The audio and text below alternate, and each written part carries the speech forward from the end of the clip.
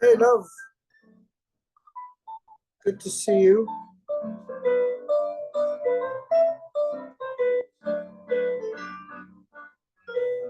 Hello. Hey. Hi, Jules. How are you?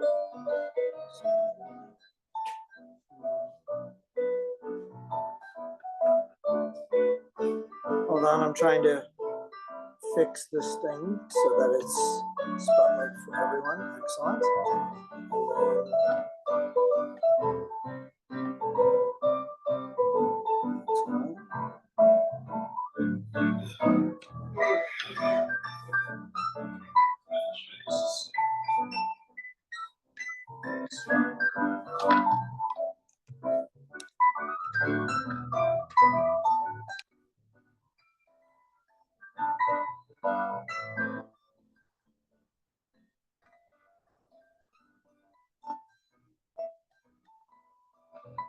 Cool.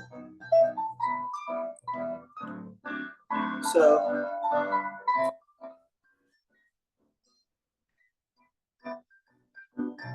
I figure until we start, it's not even 8 o'clock. I play some good music for you guys.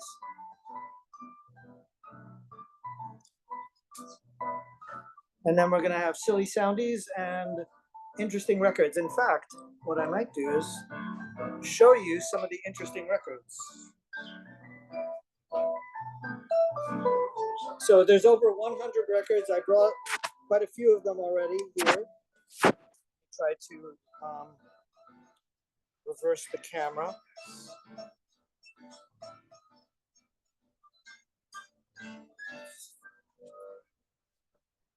So look at these really funny records.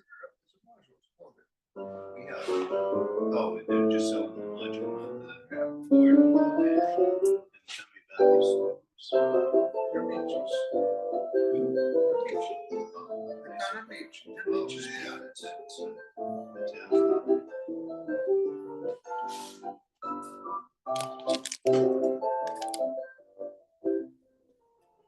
Of course, candid camera. Music for pooped people.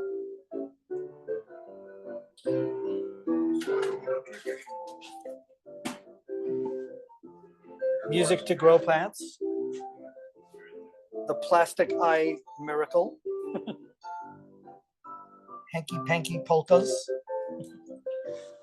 Whoopee John. A canary training record. Train your canary. Birth of a baby. If I embarrass you, tell your friends. Subways are for sleeping. And there's the girl sleeping. There's good old Whoopi again. And I have the famous Beatles Butcher album. That's an original. And Dracula does do the cha-cha. These are the sounds of self-defense, which was actually for a aftershave for men. Which was this? How did you get this? Stop smoking and overeating. Of course, you have to have Spock. And Donovan's brain. I don't have the rest of Donovan. I'm trying to afford it. The Streak. We're not doing that tonight. Sing You Sinners. Music to march around the breakfast table. And there they are marching around the breakfast table. And here you go. Music to make housework easier. And doesn't she look happy about it? And it's 7:59. Do you know where your Jimmy Swaggart. Flying missiles and atomic bombs.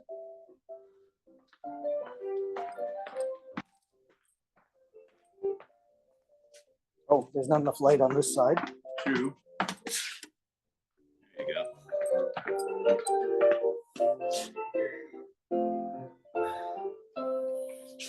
Alfred Hitchcock. That was my flyer. Catherine. Dinner music for a pack of hungry cannibals. Do you remember Fish Heads, Kathy? Fish Heads was such a great song. We are being invaded by demons. The sounds of a man alone. That's just wrong. And music to lure pigeons by.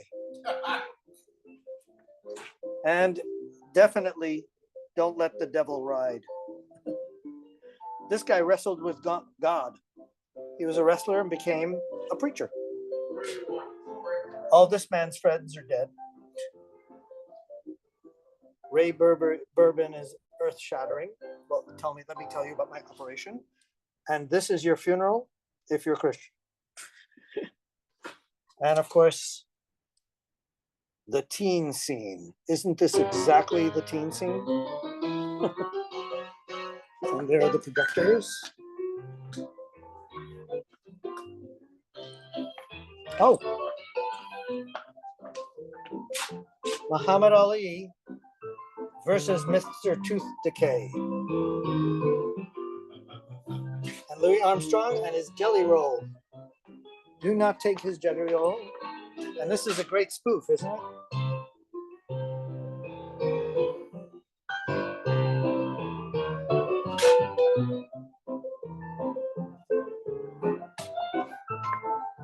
And we're going to play him on a Fisher-Price record player. That's how we roll.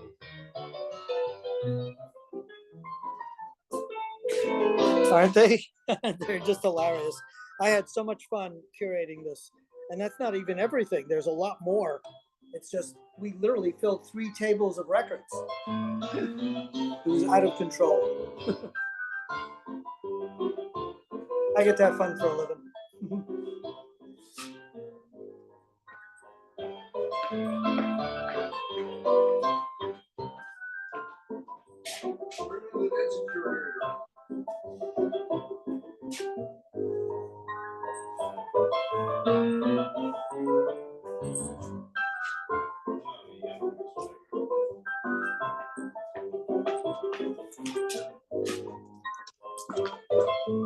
This is my newest one.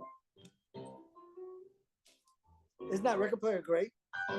So this is my newest one. I just got this one. The name is too funny.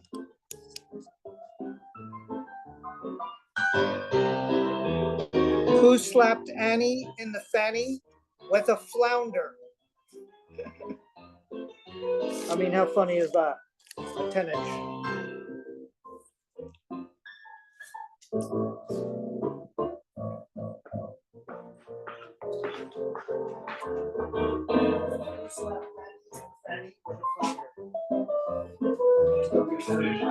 Donovan's brain. Yeah, if it was my brain, it would be a 45.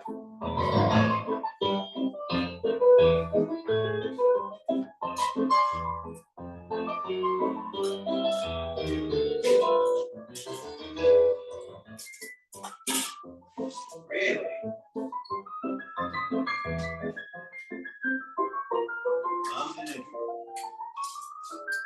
I did work on Adolf Reed stereo. Personality. And I asked who he was and what he did. He said, oh, I write lyrics and I and then he took me next door to see the stereo that was next door to Isaac Stern had a serious stereo. Negative players, so we had design and Audio techniques or research? audio research. Oh. Yeah. Yeah. Oh, seriously good stuff. That was the best sound system that a musician had. You're next time I had lousy system. I asked him about that. He said, oh, the sound of it just reminds me of what it used to be. These systems.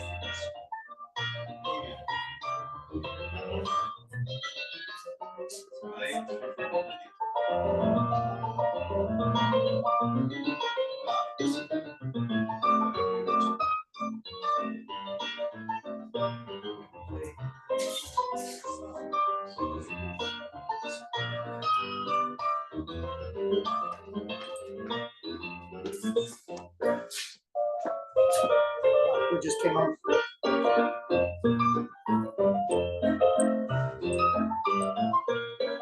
Oh, who's E?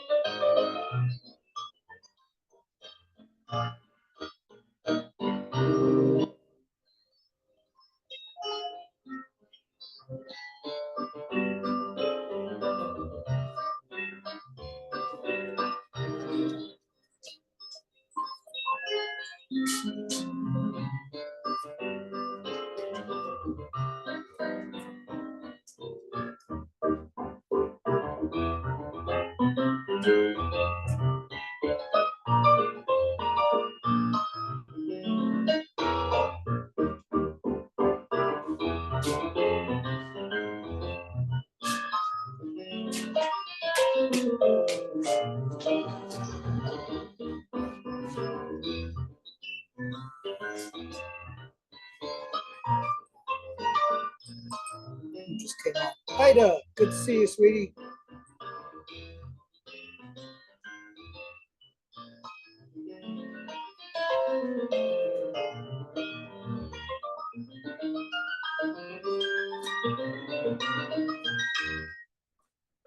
Perfect timing.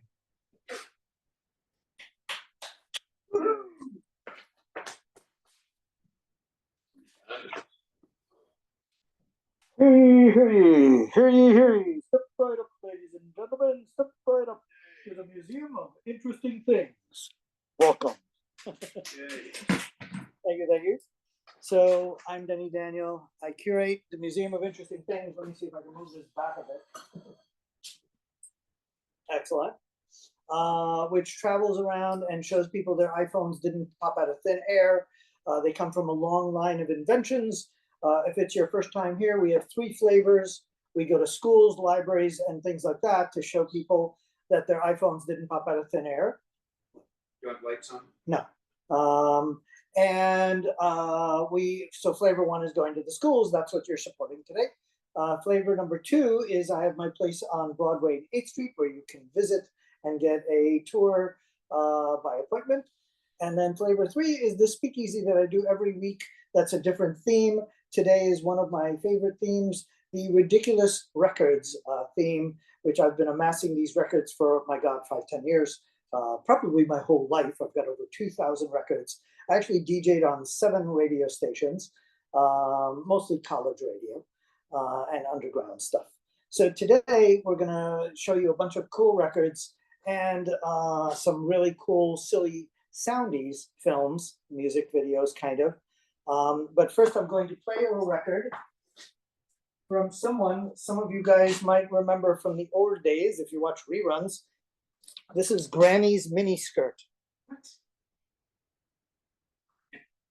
Okay. And you know Granny because she was the girl in the Beverly Hillbillies. Oh, yeah. That was Granny. Yeah. So her name is Irene Ryan, and she did this really silly 45. So she lived from around 1902, believe it or not, to 1973. She did radio, television, vaudeville, Broadway. She was, let's see, what else did I write here for you guys? Beverly Hillbillies, they were supposed to be poor, but then they strike oil and they moved to Beverly Hills. The spinoff, I don't know if you guys know this, the spinoff was Petticoat Junction. Oh, my. Yeah, and Green Acres. Wow. Green Acres is the place to be. Fun living is a fun for me. So she was Daisy May in the Beverly Hillbillies, Granny Moses, and she's the mother-in-law of Jed. That was the guy in the movie, Oh, wow. in the show.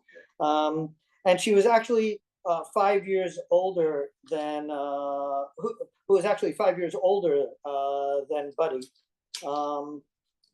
And let's see, so she's actually older than the person that's also she was also in Bob Fosse's Pippin, believe it or not. And she started working at 11 years old, Wow. Granny. So let's play a little section of it on my Fisher Price record player Oh, my. from 1965. I don't know if it's a 45 or 33. It looks like it's probably a 45 because of the hole. Oh, it's not plugged in. Oh yeah, it's just not started.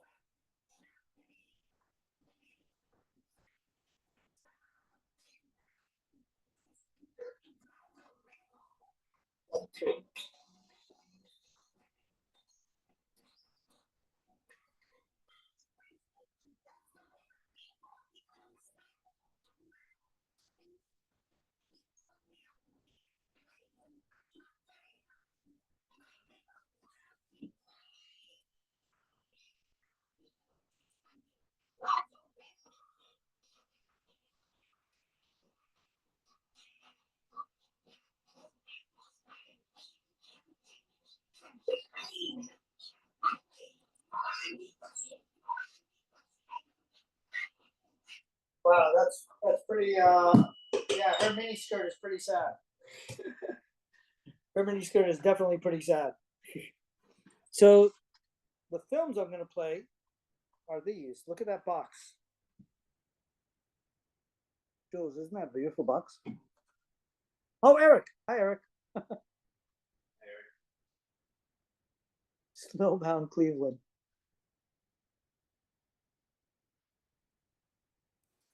Hi, Denny. Hey.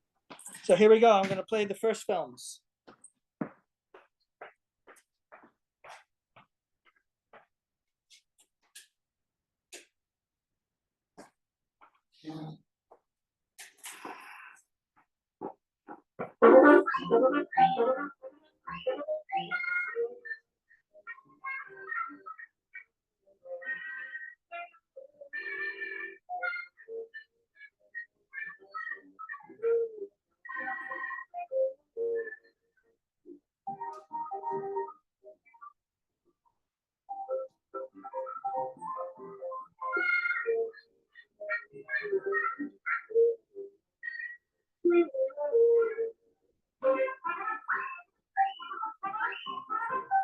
He kept his pride in his pocket, fighting his heart away. He didn't know that he meant her so, but now you can hear him say, so she's broken every part of my lonely aching heart. I'll take her back, I'll take her back, I'll take her back, I'll take her back. Though she cheated me before, and I know she'll cheat some more. I'll take her back, I'll take her back, I'll take her back, I'll take her back. My better judgment tells me that she will do me harm, but you can't hold your best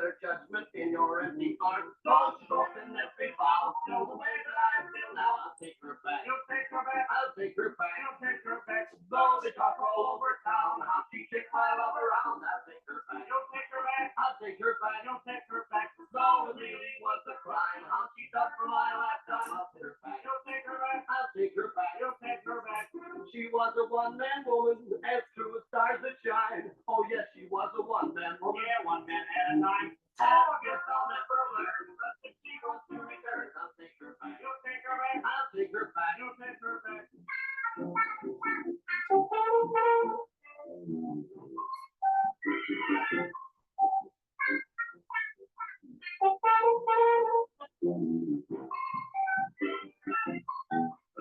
She was a one-man woman, as the stars that shine. Oh yes, she was a one-man woman. Yeah, one man at a time. Oh, I guess I'll never learn. Cause if she wants to return, I'll take her back. You'll take her back. I'll take her back. You'll take her back. I'll take her lips. You'll take her lips. I'll take her arms.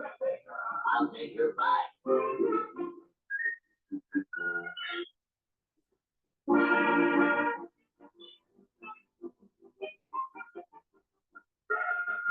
Now here's a little ditty that I think you might enjoy. It happens almost every day to any little boy.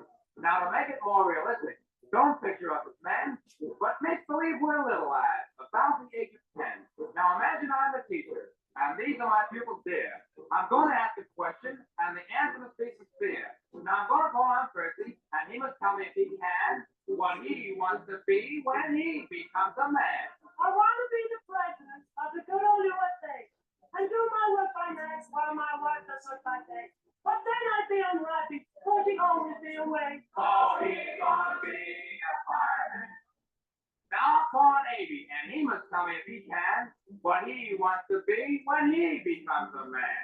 I might not be a football star and play at Holy Cross. Then I'll make a touchdown and this ball I will toss. Yeah, that ball was made from pigskin. Oi, find out from a horse. Oh, he's gonna be a fireman. Now, after listening to their pleas, it seems to me they all agree that being in business is a bore, and having fun there is no more. Now to find the combination of work and fun without raging. Everyone likes to chase a fire, so I think we've got our desire. Climb and that will be able to. If one he can do it, so can we. I wanna be a fireman, so I can win. I wanna be a fireman, so I can businessmen are not the heroes of their lives. The firefighters, they are heroes all their lives. So I wanna be a fireman, cause that's the life for me. I wanna be a fireman, so I can chop.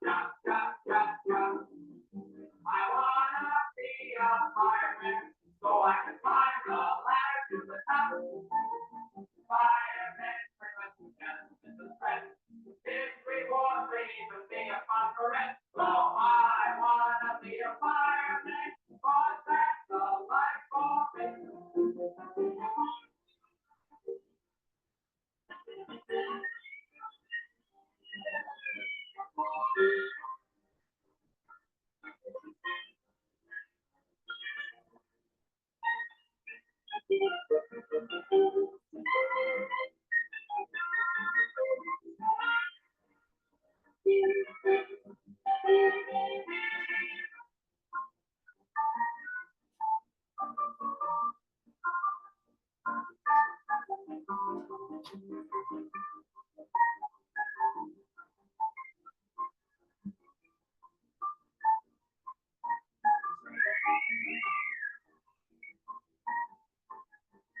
So I want to be a fireman, cause that's the life for me.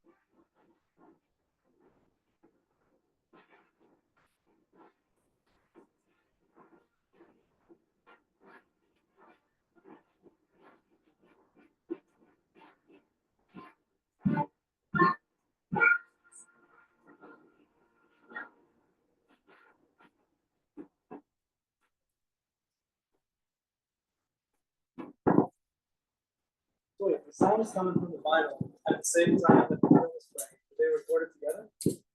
Yes. Although often they'll have like a separate machine do it, but there's a separate track on the film, which is an optical track. So with these films, you're looking at optical films. There's two bulbs. One bulb projects the image, and then they took out the line of holes. So instead of having two sets of sprocket holes, it only has one. And that has an optical track, which looks like a sound wave. And there's a separate bulb that illuminates that and then converts it into, there's other stuff in the machine that convert it into sound. So it's basically a sound wave on the machine, optical sound. So you can see it. And when you walk over there, you'll see those reels and you can see all the records over there for the humans here live. But I wanted to show you this really cool record. Let me get my glasses on. I'm in denial about glasses, so you see nothing on my face, right? Good answer. So this is dinner music for a pack of hungry cannibals. Goodness gracious. So a little info on this one. This came out in 1961, and it's actually kind of jazz and space age music. It was Dave Harris and the Powerhouse Five. It recorded around 1958, and only, let's see, the songs were a tribute to a guy called Raymond Scott. Do you know Raymond Scott at all? He was around from around 1908 to 1994. He was the forerunner of this whole space sound kind of sound that people did much later. And it was often used in cartoons. Yeah. And he invented a lot of electronic instruments. So Carl Stalling adapted some of his stuff for Bugs Bunny and for Porky Pig and Jaffe cartoons. And Carl Stalling, if you ever watch Bugs Bunny, is the one you always see music by Carl Stalling. That, you know, so he used this. Also Ren and Stimpy and The Simpsons. How cool was that?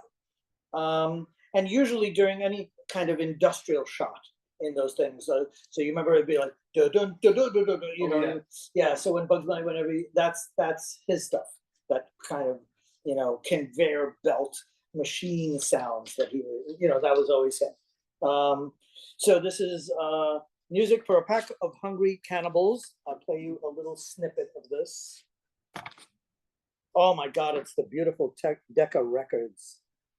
I love, love, love this label. Here's one. I'm sure it's a 33.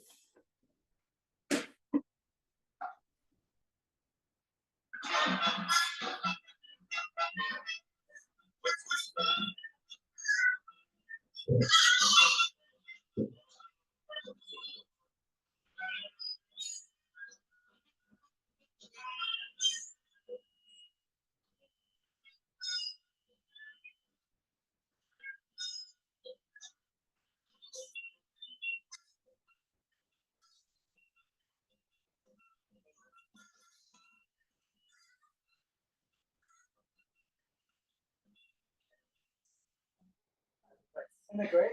Kind of mixes jazz with space age. The speakers are doing a loop, unfortunately.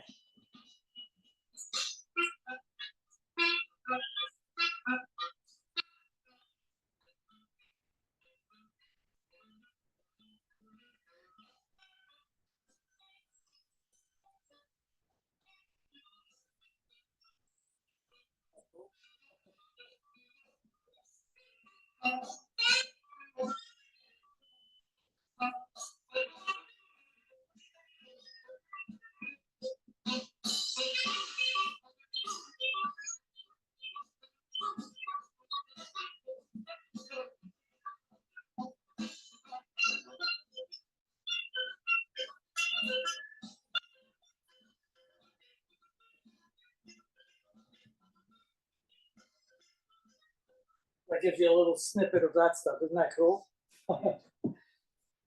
Brilliant, Scott. Right. Yes.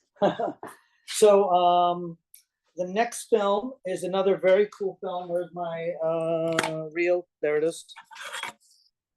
So hang tight. So this one is Spike Jones and his City Slickers. We're going to hear 3 songs. One is Clink Clink, Another Drink. That's the important one. Blacksmith Song and Chic of Araby. So the reason why Clink Clink, Another Drink is important is because you're going to see Mel Brooks himself. The guy who did Bugs Bunny, the voice for Bugs Bunny, is in this film. So you're going to watch him in this film. Spike Jones was huge back then. You must know Spike Jones. Yes, both of you. So Spike Jones was huge. He did these kind of spoofy stuff in the early to mid 1900s, and he was a big success. So we've got a couple of his records here. So he's on this film. You're going to get to see him live. Well, not live. He's dead. This film is probably from, like I said, the mid 1900s. And let me see, what else did I want to mention on this one? Oh, I wanted to thank Lou for helping out with the sound here. He's having a hard time dealing with a Fisher-Price record player and a really cheap microphone. But Lou did the Waldorf Astoria for, what was it, 30 years? The sound, he was the main guy over there and the genius over there that made the Waldorf Astoria run well. And he runs the Audio History Museum and Library. So, woohoo! And I want to thank Ira for actually fixing the projector that you're watching. So we have 3 projectors here, but one of them wasn't working properly, and he came here with a soldering iron and everything, and put that projector back together and soldered up the bulb so that it works. And Ursula, who lives around the corner, who we had to call and go, quick, bring the soldering iron. So thank God Ursula is a complete genius and a lifesaver for the past 20 years in my life. Can't tell you how many times that girl has saved my butt. And you guys saved my butt. So at any rate, let's play the City Slickers. Spike Jones and the City Slickers. Enjoy.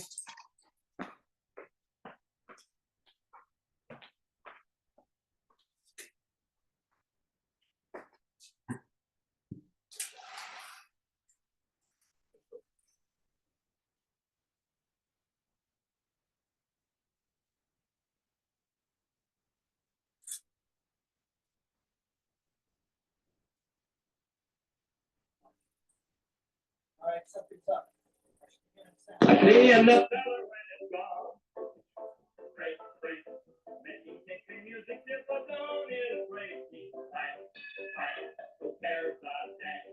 What's the difference when you're on a spree? Over the TT on the jump. Look out, summer, here she comes. I have another great on me. Gurgle, gurgle, gurgle, gurgle. Gurgle, gurgle, gurgle, gurgle. Tickle, tickle, tickle, tickle, like a piece of bite of tickle, doesn't even want the tickle down, watch it down. Oh!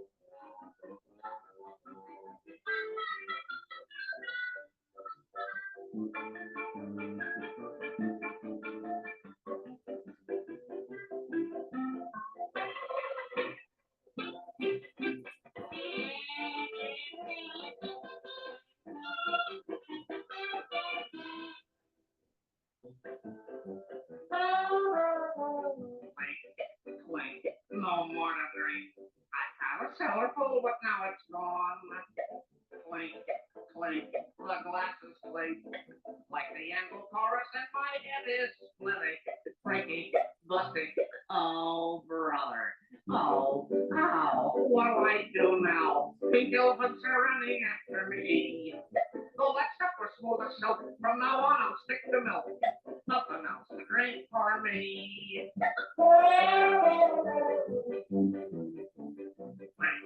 Drink, another drink. Lady in the celebrated club. Drink, the glasses clink. They can kick the music till the dawn is breaking. Bang, who cares a dang?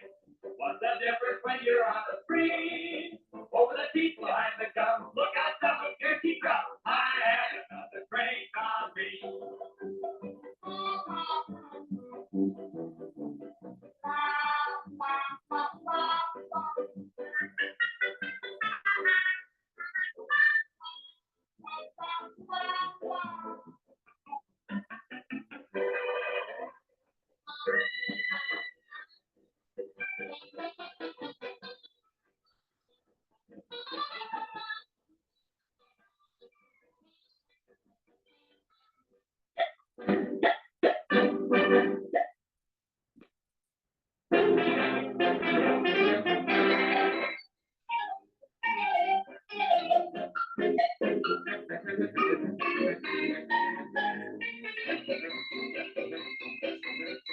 The village fifty stands by the tree. The fifth a mighty man, now is he. He's busy as a big bumblebee. Issuing horses for society. He swings and sings as the horses have. He does because when he swings the ample chorus, all the horses laugh. And just as every dog has his day, the smith is with us now for today. And the muscles in his hands are as strong as rubber bands. And the village smithy stands by the tree. The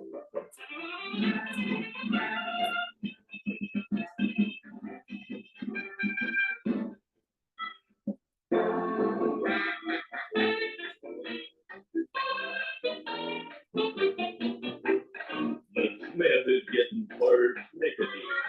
The rubber went on priority. He ain't the kind of guy he used to be. He's getting full of bull and vanity.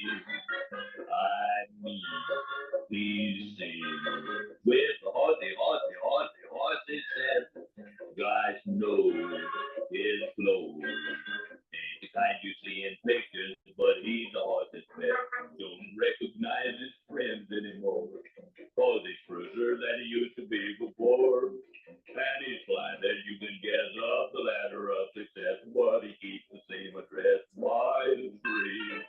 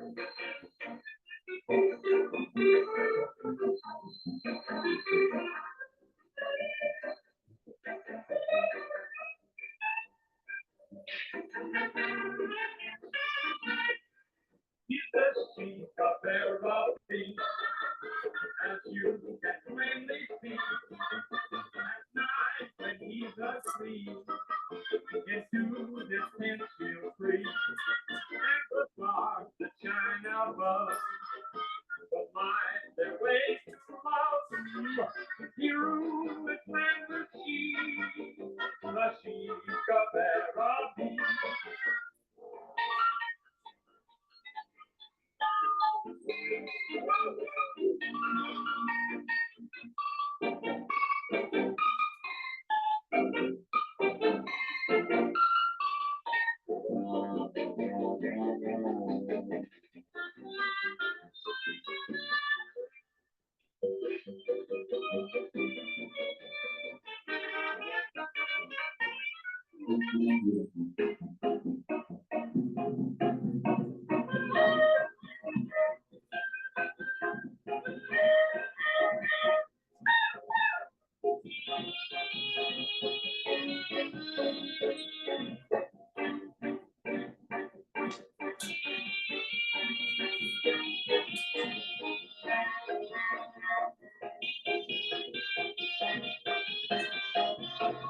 Oh, I'm the sheep from Araby.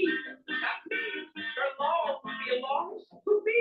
What me at night when I'm asleep. Into my tent she'll creep. Whoop, whoop. What's happening at night when I'm wide awake? A walk maybe I should take. It's awfully hard on me. The sheep from Araby.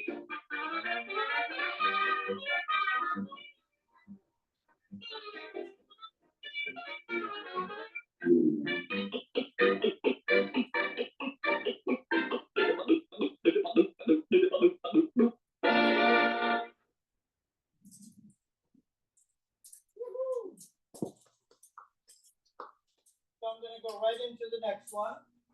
The next one is, I'm going to read it off the reel. It's Rafe Davis So Song from 1942, Prairie. And Prairie is not far away. Old Hank. And how to go to a French restaurant, which is absolutely hysterical. You love that one. So these are fun soundies. So Song, that guy Riff is really funny. He's done a lot of great films. So you like him. He's really cute.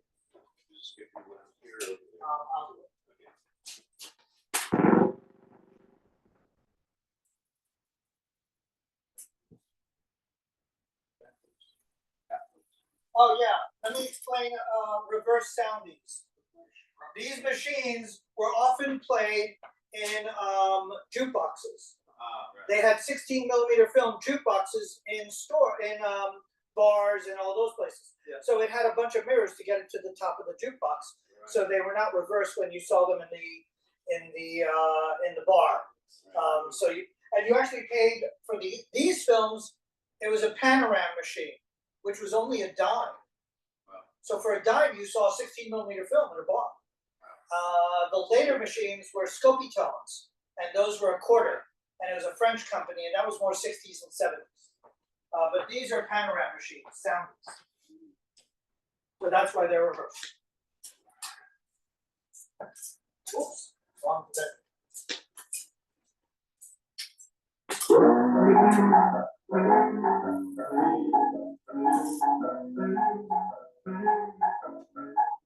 With my head down on my pillow and my eyes, then I know very now.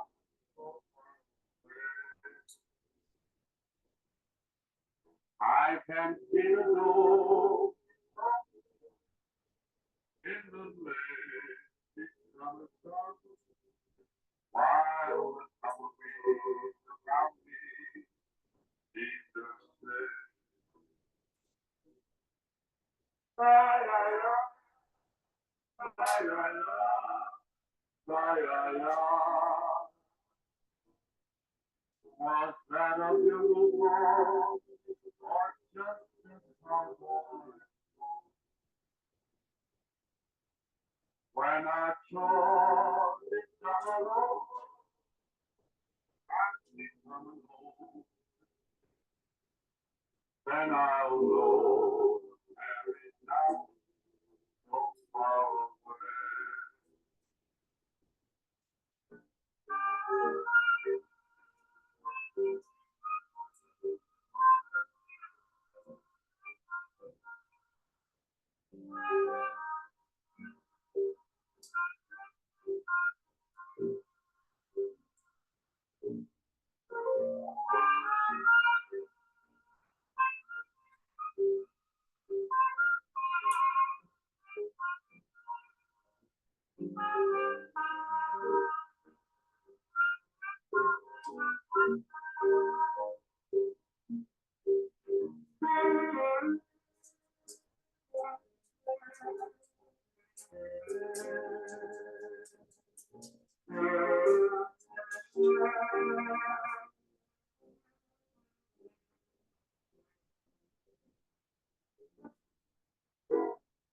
I'm sure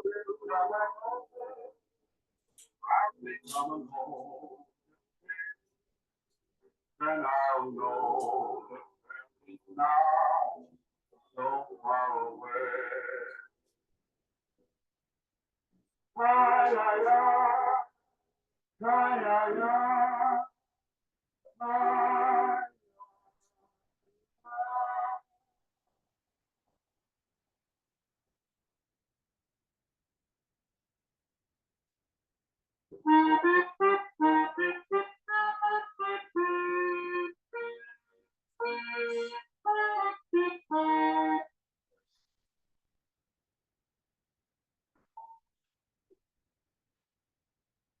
Well, check my mouth. It don't look like the old homestead.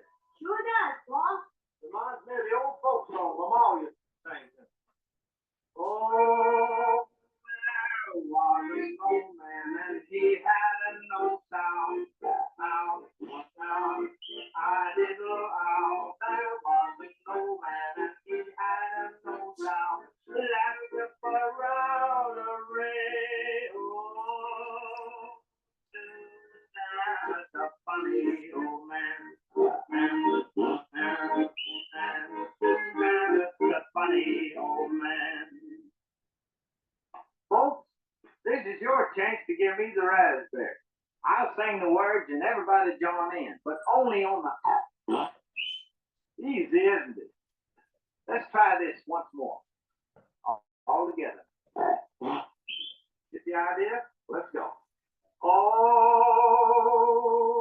out there, so down at my little pig. I little egg, now they're so sour at my little pig. Let us go round a ray. Oh, Susanna's a funny old man. And Susanna's a funny old man. This is only for the boys in uniform. This time, make the Bronx cheer good and loud and think of Hitler when you do your.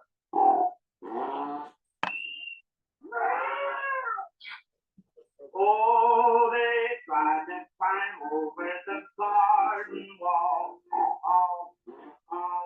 I did all. They tried to climb over the garden wall. Let's put round a ray. Oh, Susanna's a funny old man. And Susanna.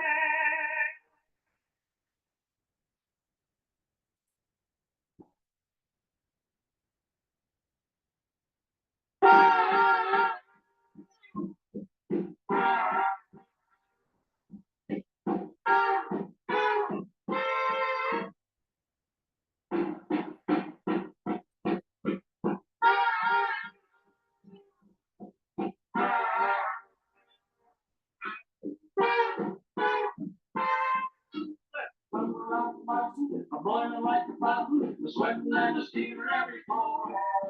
Her drivers was a slipping and old Hanky was a tripping and old Carl as he never had before.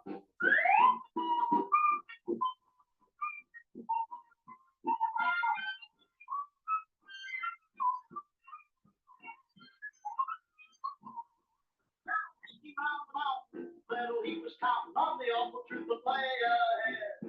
Like the bridge across the canyon was no longer there standing, and the deck was quickly there.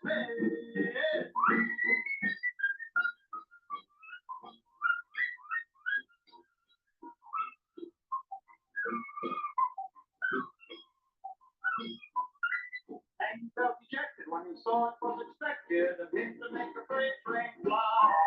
So he jumped right out the window and the trouble he got into, and he let the fast express go by.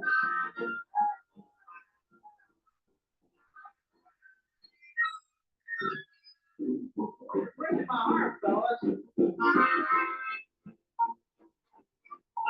the line, bring out our line, rich and soft, they said. I may have served my duty, but I got a hot for duty. Who would rather see me home in bed?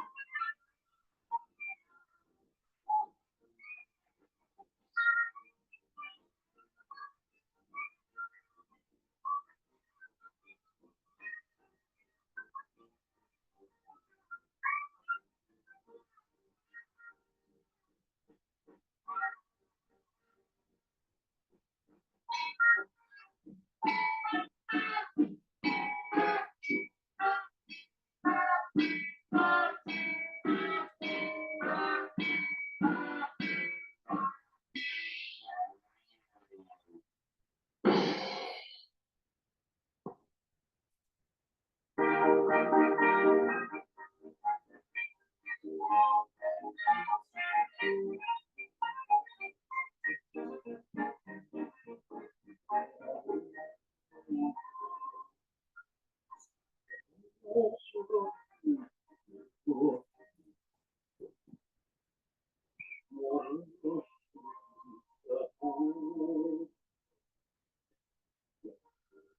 excuse me, pupils, but I was very busy looking over my family. Now, my dear pupils, today's topic of conversation in the instructions of French lesson is entitled How to Find Your Way in a French Cafe. Only yesterday, I went to a French restaurant and for 10 cents, 10 cents, English translation, 1 dime, I got a cup of coffee, 2 donuts, and an order of bed lunch. Bed lunch. English translation, firstly, in French, très mignon. And on my way out, a new taco. The first thing when you go to a French restaurant, you wish to make it known that you are in a hurry. So you call the waiter and say, waiter, dépêchez-vous. He will say, dépêchez-vous. So you say, dépêchez-you. You say, pour to do. And you say, oui are you. Now let us say you wish to order some goose. The French word for goose is wa. Wa. Spelled D-U-C-K. Gotcha. After you have ordered the wa, the waiter forgets who has placed the order, so he runs around the room shouting, wahoo, wahoo, wahoo. By this time, you know that your goose is cooked. You are now ready for the dessert course. Spelled dessert, dessert, D-I-S-S-E-R-T.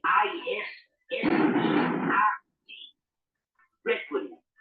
It's made from stale bagel. It's no good. It tastes terrible, but eat it anyway. It goes with the dinner. After the coffee, your meal is finished and you are ready to go. So you call the waiter and say, Garçon, j'ai dit partir. I must go. J'ai dit partir. I must go. So the waiter says to you, well, my friend, if you got to partir, you got to partir.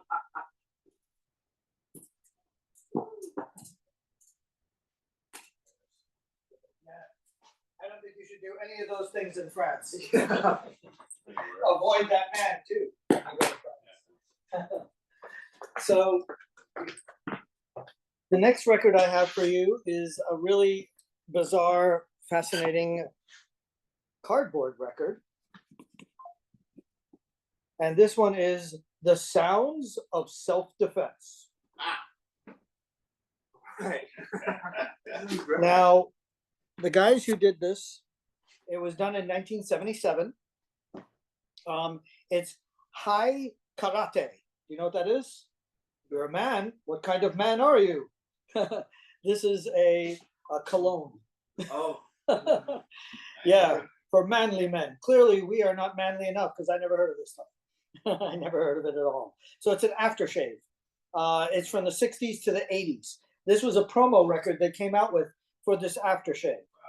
Now, it's developed by the Leeming division of Pfizer in 1967.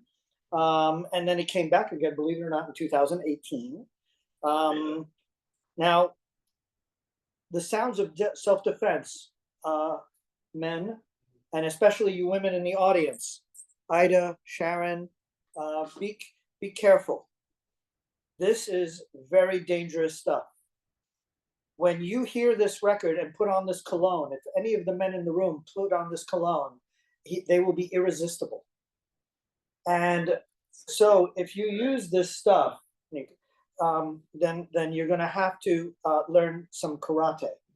So this record will teach you how to defend yourself from the onslaught of women that will attack you. Watch them. See, look. There are the women that are going to attack you if you use this aftershave. Yeah. So here's the directions on how to deal with this, okay? Mind you, this is a cardboard record. You know what to press? the bottom right, not the blue button, the one below that. Right. Above it, sorry. Okay, I have no clue whether it's 78. I should write on this paper. We'll find out. We will find out the hard way. It's probably 33 because it's a round hole, small round hole. Your ideal spikes, memorize the next. Or you just flash all night long, or sitting down, reading your Boy Scout, or working on your butterfly collection. Or even your wife attacks you over here. Here's what you do. First spring. Very important. Right again. Shower. Immediately after springing, spring back, knocking your attackers head in direct. This will break the hold and should get a counterattack is imminent. Yeah. As your girl launches her new offensive and leaps at you, hold your ground until the last possible second and shout, Fio! Then quickly drop to the floor. As she passes you in the air, deliver a stern lecture on the importance of self-control. By this time, your attacker is subdued. Psychotic thing. That's the one. Be still. Graduation. Come on in. Oh, thank you. You are a sweetheart. Thank you. Halloween. Thanksgiving. You're in trouble. There's women in the room. And Christmas. One more time. You go forward. What side? Front left. 3, 3. Come rock. What's up, boy? When you run it. In. Kitty. Wild cat. Straight. Go treat. From. So women, This record has been brought to you as a public service for your own protection by the makers of high variety aftershave and come on.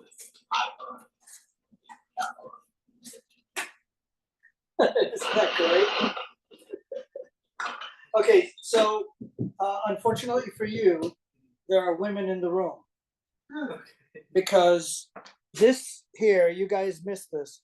This is the sounds of self-defense. And it was a cologne that men would wear that women would go so wild over that this teaches you karate moves to fend off the wild, crazed women that will attack you for wearing this cologne. So it was a promo they came out with back in like the early 70s, late 60s. 77 is when this came out, but they actually they worked on this, Pfizer worked on this in 67. And it's high karate. Have you heard of this aftershave at all? No. No, nobody has. No, I'd never heard of it.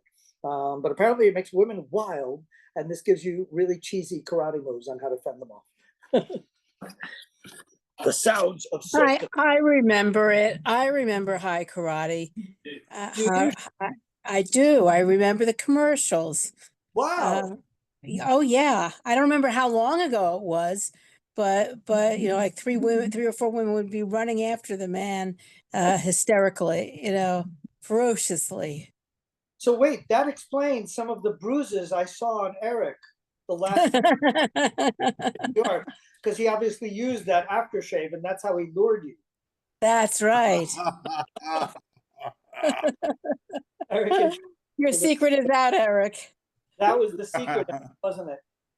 That's how you got for you. You Yeah, wore 50 karate. 50 years ago. Are your karate moves still as, limber as they were back then?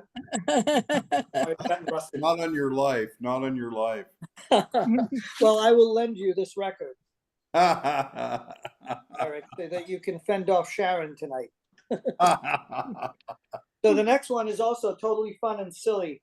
This is the Beatles cartoons, which I always play for Ida and Robert. Ida, I hope you're feeling well. Robert looks like he's more sick than you. What is he wearing? Rabbit ears? So these are the Beatle cartoons that came around 1965, mid-60s. And they were hugely popular and absolutely terrible. They were completely cheesy. because clearly the Beatles thought they didn't actually speak on them. So the dialogue you're going to hear is for other people. Now, of course, there are no British people. So they use 3 Americans and 1 British person. The rest are trying to be the Beatles, and they have such bad accents. Hello, I'm John Lennon. Like, it's really bad. It's so silly. But they were cheesy. It was done by King Features Syndicate, and what's his name? Al Brodax was the main producer who did this. Now, when Yellow Submarine came out, it was the same people. So the Beatles want nothing to do with it because they were like, yeah, if it's as good as these cartoons, yeah, no thanks.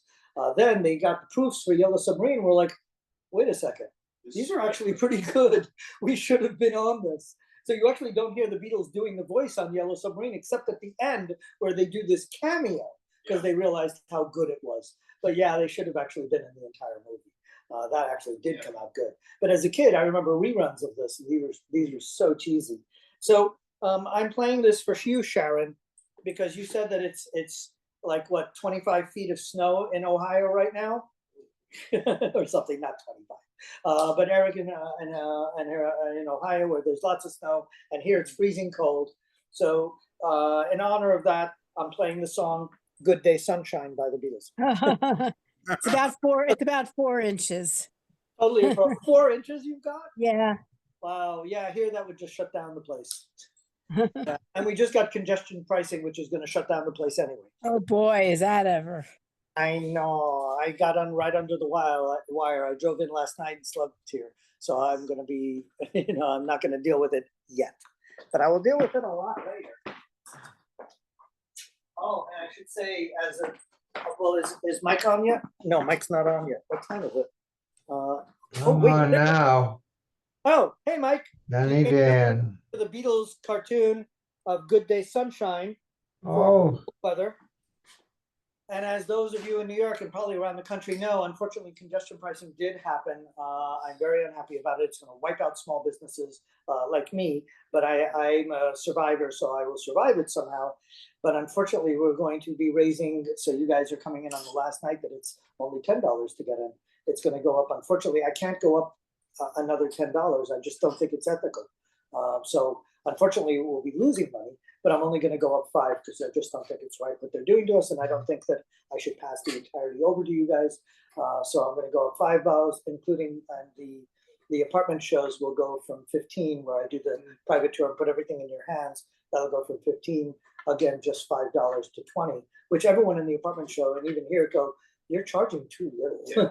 There's no museum that charges $10 or $15, and because you work museums, and there's like none in the world that are charging it. So it's 1980s prices.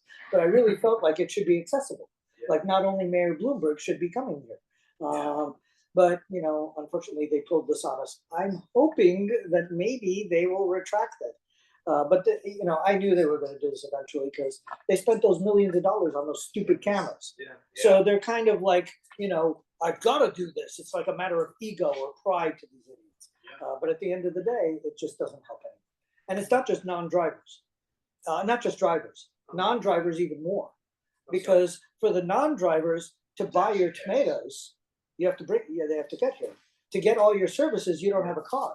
So you can't go to like Costco and get it cheap. So everything for a non-driver is more money.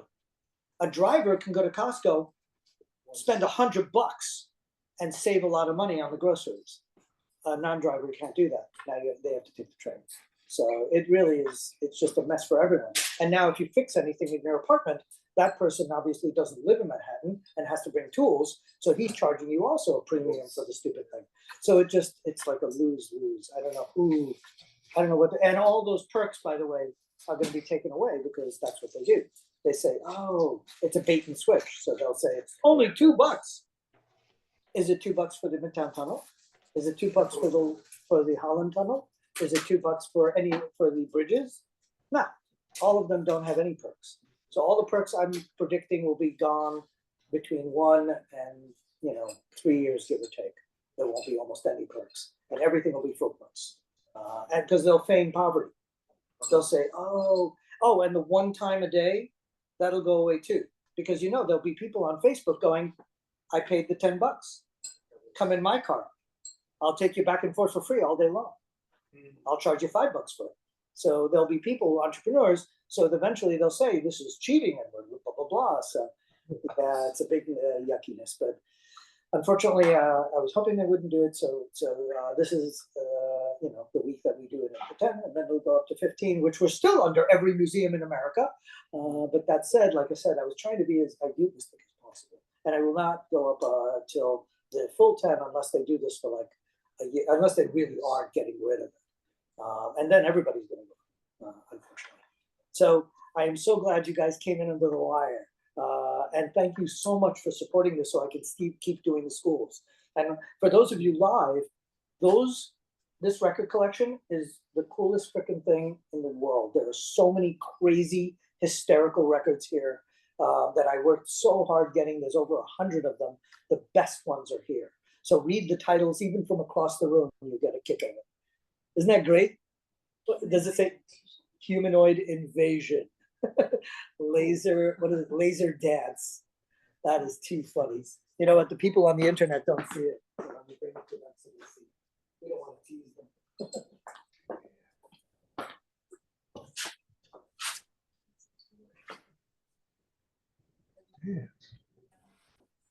Isn't that crazy? Laser dance. Definitely a ridiculous record. All right, so I'm going to play that film for you now. Let me roll. Beatles.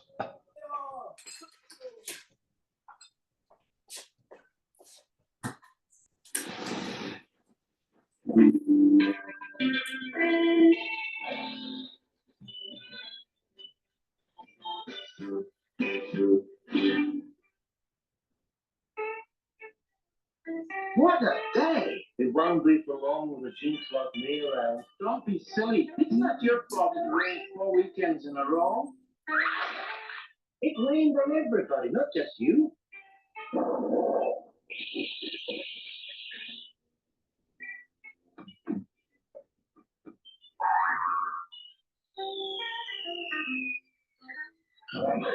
Wise up and leave me behind the old jinx this weekend as well. A bus station. Looks like a space station. Need a rocket to get there. Jinx, jinx, I'm just a jinx. There, an escalator. You're no jinx. No jinx, eh? Oh, no, I'm not. Goodness, in 10 years of service, this escalator never broke down before. I never rode it before.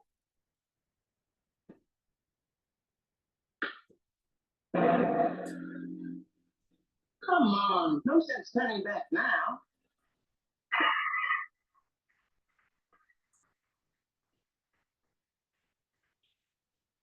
Oh, Johnny, there's a drinking fountain for you.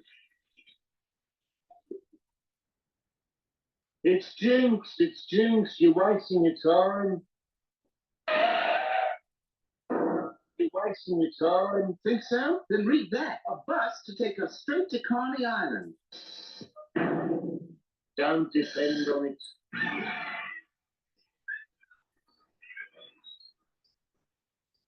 We're here. I never have to push the blooming bus either. Well, Ringo, we made it, didn't we?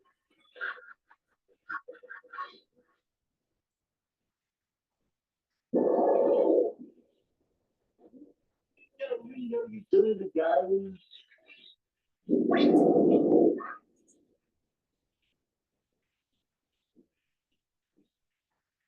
So, another weekend bites the dust. And look who's here again. The same sourpuss. That's the one. Every weekend he brings rain. Every weekend. I'll fix him.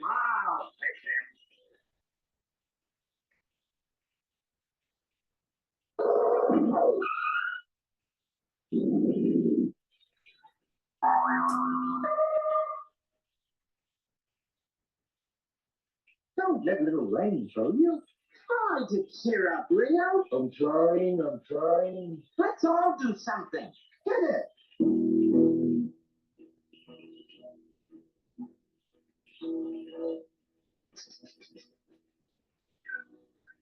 Sunshine, good day, sunshine. sunshine. I need to run, and when the sun is out, I got something I can laugh about. I feel good in a special way. I'm in heaven, it's a sunny day. Good day, sunshine. Good day, sunshine. Good day, sunshine. We take a walk, the sun is shining down. Birds my feet as they touch the ground. Good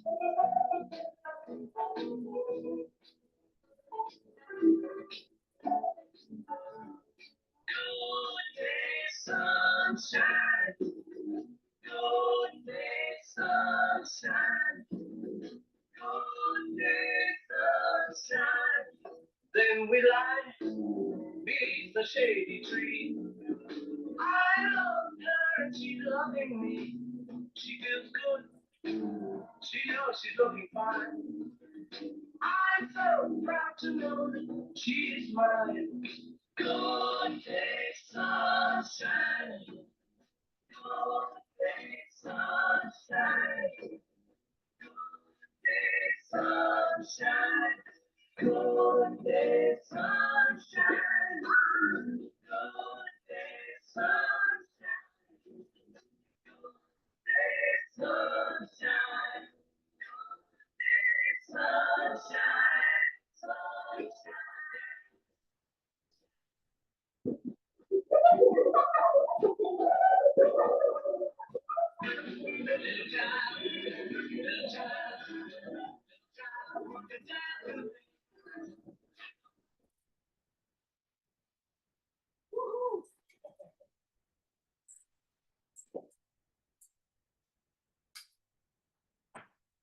Right? Bring the record up there. That's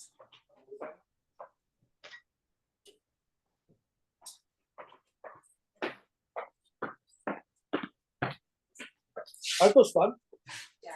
And aren't the voices terrible? Like they couldn't find British people? There are none in America? You've got to be kidding. What happened to that? So the record I brought for you is someone that you probably know. Jimmy Swaggart. So this is Jimmy Swaggart's record, and you gotta love this. Flying Missiles, Atomic Bombs, and the Second Coming of Jesus Christ. Because clearly all that coincides. You gotta love it, I kid you not.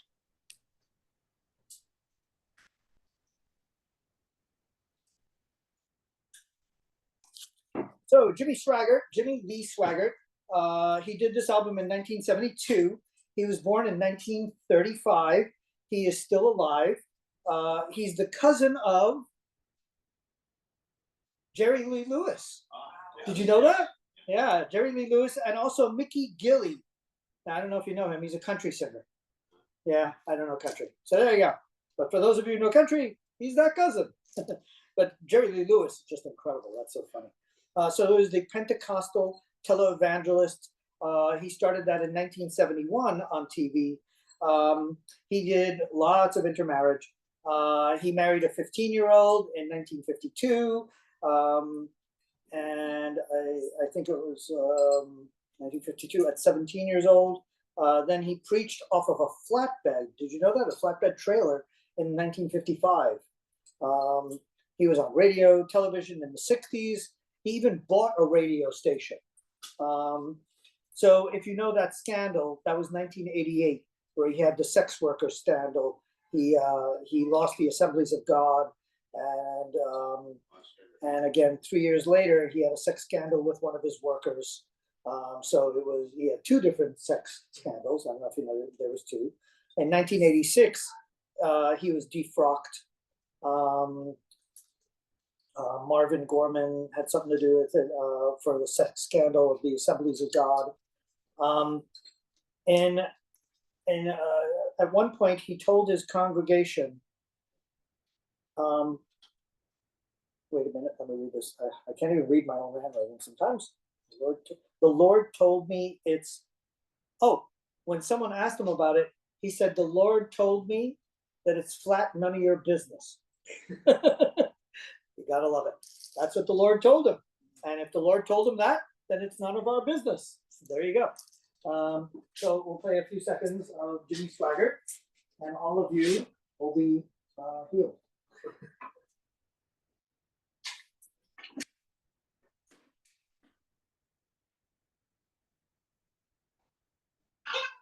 Oh, that would be, this is 33. How is that possible that it's fast on 33? That's Is impossible. it 16? You think it's 16? Oh my God, you're right. Wow, it's a 16. I think from 1972. Yeah. I have 16. Transcription. What? Transcription records. Transcription. Yeah. But I mean, that's insane because the amount of people in 72 that had 16s. I mean, I Radio had a stations. 16. What? Radio stations. Radio stations. And But this is an album they sold commercially. Yeah. How weird that it's 16. How fast? And it says 16 and 2/3 RPM, rotations per minute, which, what's the 2/3 about? Like, I had no clue that this was 16. I never would have guessed that. Well, you know what? In fast speed, it sounds even funnier. Let's try it.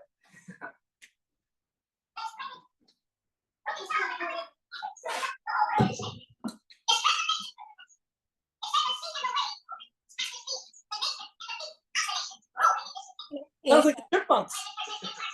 Denny, that speed is exactly half of 33 1/3, and it was used for transcription records.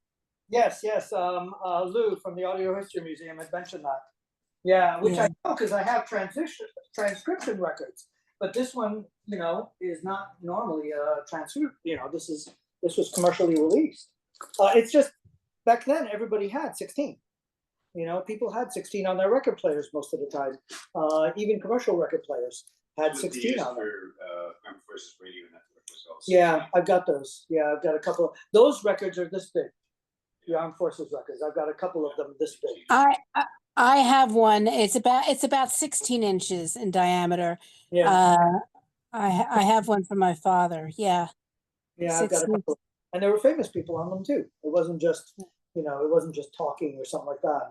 But that's funny. Wow, 16. Yeah, my official price is not 16. Karen, yours is made of aluminum, though.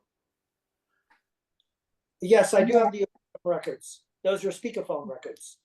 Those are records you can go to like 34th Street or 42nd Street, and they had a little booth with a microphone, and you actually talked or sang into the microphone, and it literally cut a groove into a record. And the machine they used was a speakerphone player, which I record recorder and player. And I actually have one. I have a speakerphone one, and they made a couple of other companies made them, and I've got about 5 of those record players. So someday, when you have a physical location, I will absolutely lend you one for the museum because you should have one. I'm going to get one of them up and running. Would you believe there's a man who fixes speakerphones? Yeah, the man must not be able to pay rent. But because who the hell's out fixing these? They're from like the mid 1900s. But I don't know where the number is right now because it's buried somewhere. But someday when we get a budget to put it together, I'm going to get one of them up and running. And I've got X-ray paper. They used to record them on X-rays a lot of times. So we're going to make a Bones and Ribs record here at the Speakeasy. So if you're not on the email list, get on it, and we'll email you when we do that. So let me play the next film, which I'm going to read off the film. This one is Margie from Fort Van Alexander, our teacher. Wes, you ready for this, Lou and Ira? And Sharon, you know Henny Youngman. Yes. So Henny Youngman is in this piece, doing our teacher, and it's completely cheesy. And there's also fun with music. It's around 1942, 1943.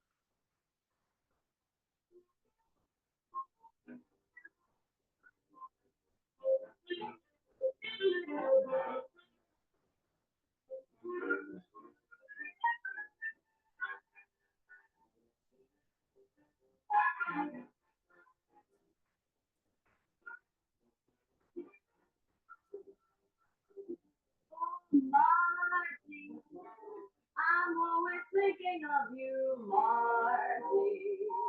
I'll tell the world I love you. Don't forget your promise to me.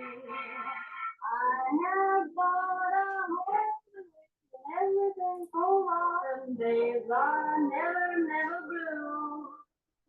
After all is said and done, there is really only one. Oh, Marty, Marty, it's you.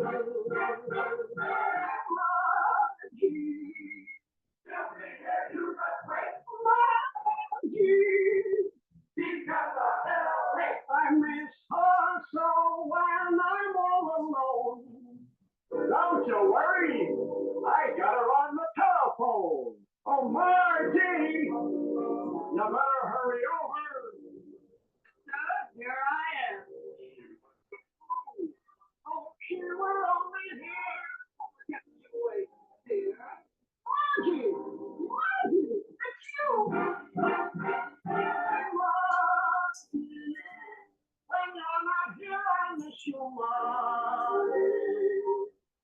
Oh, I want to kiss you. Why, oh, why did you go so hard?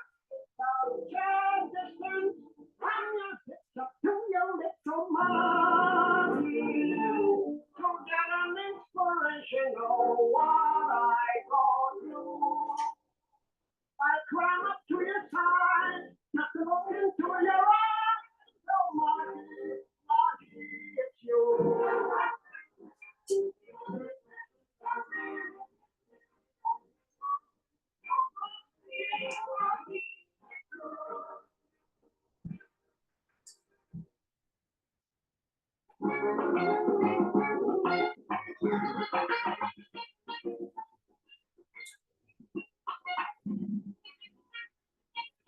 They needed someone to cement South American relations. They needed someone to be sent to all the Latin nations. So after looking around, they finally found the proper gent. I am the gent that they meant, the gent that they sent. In a Brazil, senoritas were prayers when I would begin to began. They were women and children when they took a look at my Pan American hand.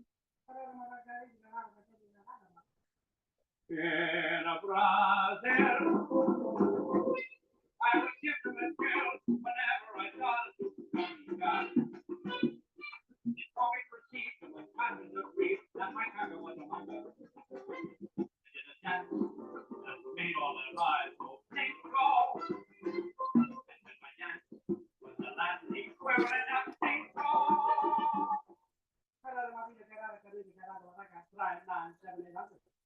In a Brazil, I drink margarita, and soon I was fit by romance. He threw me a glance, he planted some ants in my South American land.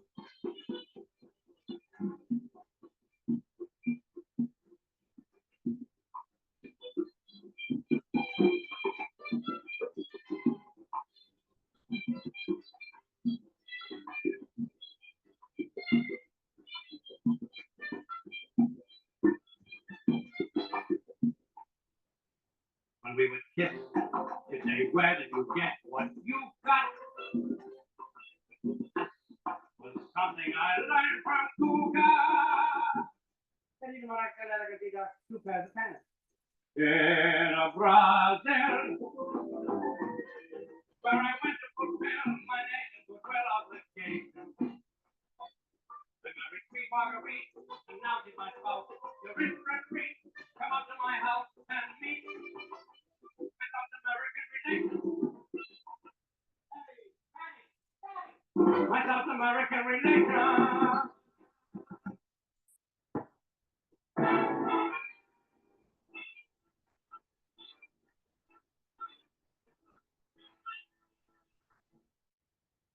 Ladies and gentlemen, I know most of you folks like swing music, but I like, well, I'm gonna let you decide.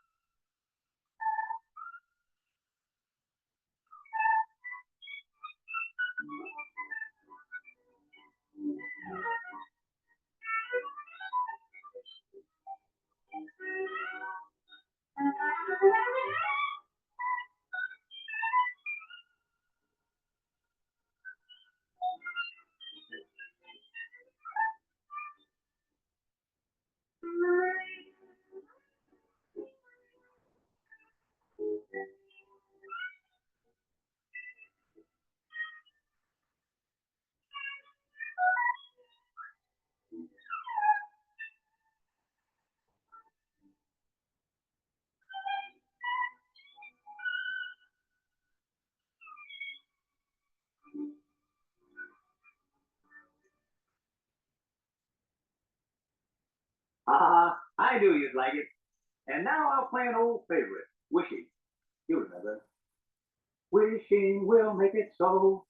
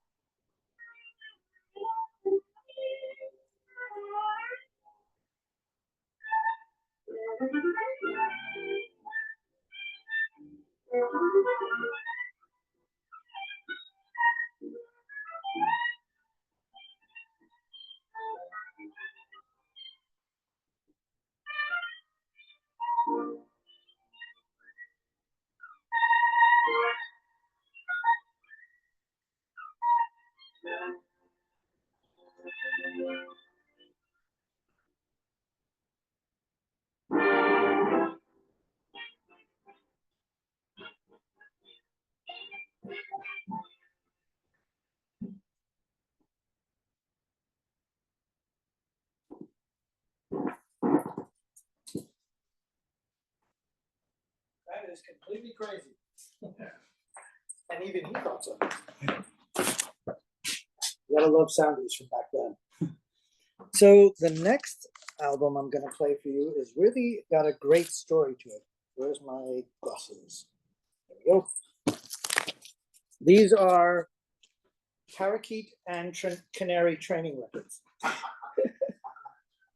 Does anyone here have a bird? Anyone ever had a bird? What? Yeah, now? Still? Yeah. Oh, you're gonna love this story. Okay, so this is done by a company, Hertz, and the Hearts. Do you know Hearts? Yeah. At all? Hard smell. So Hearts Parakeet Training is this record here, and Hearts in 1926, Max Stern left Germany to the USA with 5,000 singing canaries that he got as repayment to a loan that he did for a childhood friend. So he lent someone a bunch of money, and the guy didn't pay it, and he gave him 5,000 parakeets, canaries. So he sold them to stores like Macy's, Sears, Woolworth, because he didn't know how to get his money back, so that's what he did. So in the U.S., so they started realizing, I want some more, and he's the guy. So he started doing a whole business of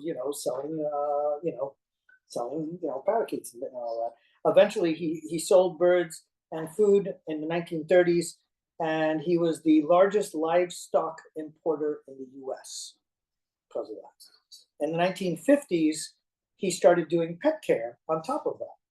In the 1960s, he developed a flea collar. So it was a guy called Robert Gouling who invented this flea collar. In 1964, he had worked for the Department of Agriculture. So he noticed that, like cows and stuff, often they were itchy from getting bug bites and heat and all that. So they would go up and brush against wood poles and things like that, anything they could brush up against. So he noticed this. So what he decided to do was put pesticides in a bag against the wood pole. So now when he brushed up against it, it would kill the bugs on the thing. So eventually he developed a time release resin. So those flea collars have a time release, those little white collars, they have like a time release resin on it. And he developed that so it wouldn't just happen all at once. But all this happened because he noticed the cows were rubbing against the pole. And he said, well, if I could put something on that pole, then that will solve the problem. Isn't that cool? Yeah. So now you know a few bizarre, interesting facts. But I love the fact that he got paid on loan with a bunch of birds. That guy was obviously a bird brain. Let me see what people write in. Also had a jazz group and he played compositions. Oh, thanks, Eric. Mel Blanc. Yes, you're right. Did I say Mel Brooks? Yeah. Oops. Sorry. I meant Mel Blanc. Silly me. I've met Mel Brooks and filmed him and interviewed him. So that's probably why I was confused. Okay. I'm sure it's just a bunch of parakeets. So what side? What is it? Either side bad? 45 or 33. I'm supposing because of the large hole, it's 45. A carefully trained boy. Yep. Precedent chosen for excellence in clarity and fatigue. Repeats over and over the same word, the same phrase, in a manner that most parakeets are most likely to happen. For the next few seconds, this record will be silent. It then begins your parakeet talking lesson. In the future, start at this next groove following the short pause, and always place your parakeet near enough so that you can plainly hear the inflection and sound of every word. So this is meant for the parakeet. So you've got a few seconds to get it. Hello, baby. Hello. Hello, baby. Is this what he says on the subway? Hello. Hello, baby. Or the construction site? Hello, baby. Hello. Hello, baby. All right, that's going onto my answering machine next. Hello, baby. And I will never get another phone call after that. So there you go. Did you want to put that on your speakerphone for the parrot, for the bird? So let me, in all the commotion, I have forgotten what I have on the stereo over there, on the projector over there. So let me go take a look and read it off the radio. Oh, actually, it's a really far. How long do African grandparents live? 80 years. Oh, so he's outliving you. Oh yeah. You better have a will. Like she started even like my dad taught her how to say like, I've got a gun. So like anybody knocks, like scare somebody else. So this one is the Schnickelfritz Band. Oh my God. Schnickelfritz Van. Band. Okay. That was the easy word. There'll be a quiz about that later. Pop Band. Let's find out. Oh, let me explain to Daniela, the reverse soundies, you weren't here before. Reverse soundies were played in jukeboxes.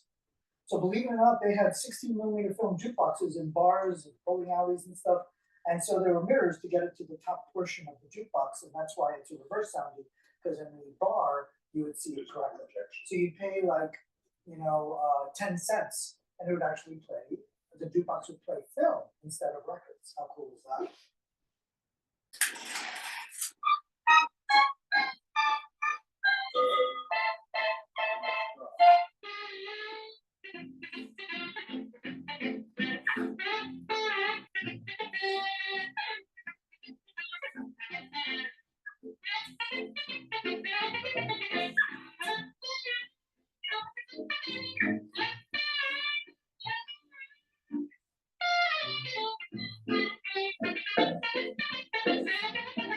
Oh, I had a girl and she was good, but one of her legs was made of wood.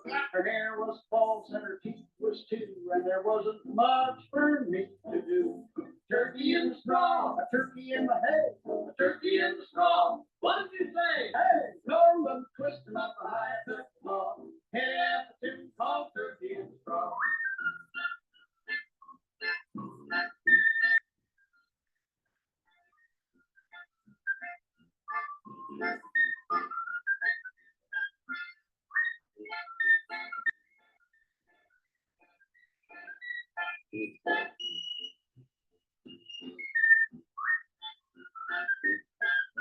My wife says I'm just like a goose. I keep snooze to beat the deuce. She says, what's the use to chew that snooze when you got to spit out most of the juice? A turkey in the straw, a turkey in the grass, a turkey in the straw. I get a kick out of this. Rolling, twisting up a high technical. Can you have a tune called Turkey in the Straw?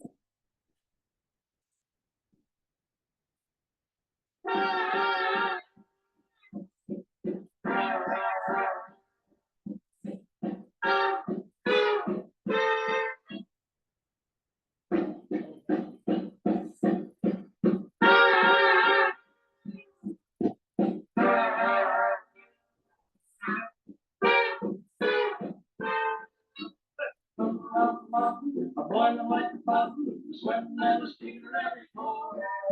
Her drivers was a slipping and her hands was a tripping and old brother as he never had before.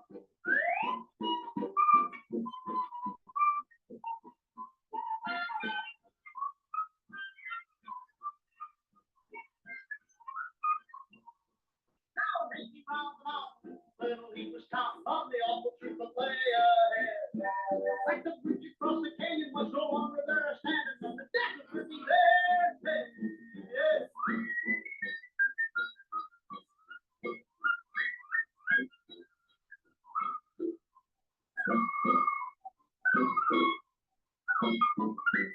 Handcuff was expected of him to make a freight train fly.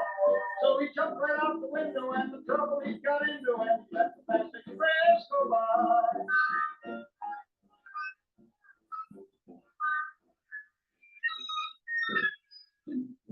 Breaking my heart, fellas. There was Hank Lion, Frank Lion, Rich and softly said, "Honey, you took my duty, but I got a hot duty. You would rather see me home in bed."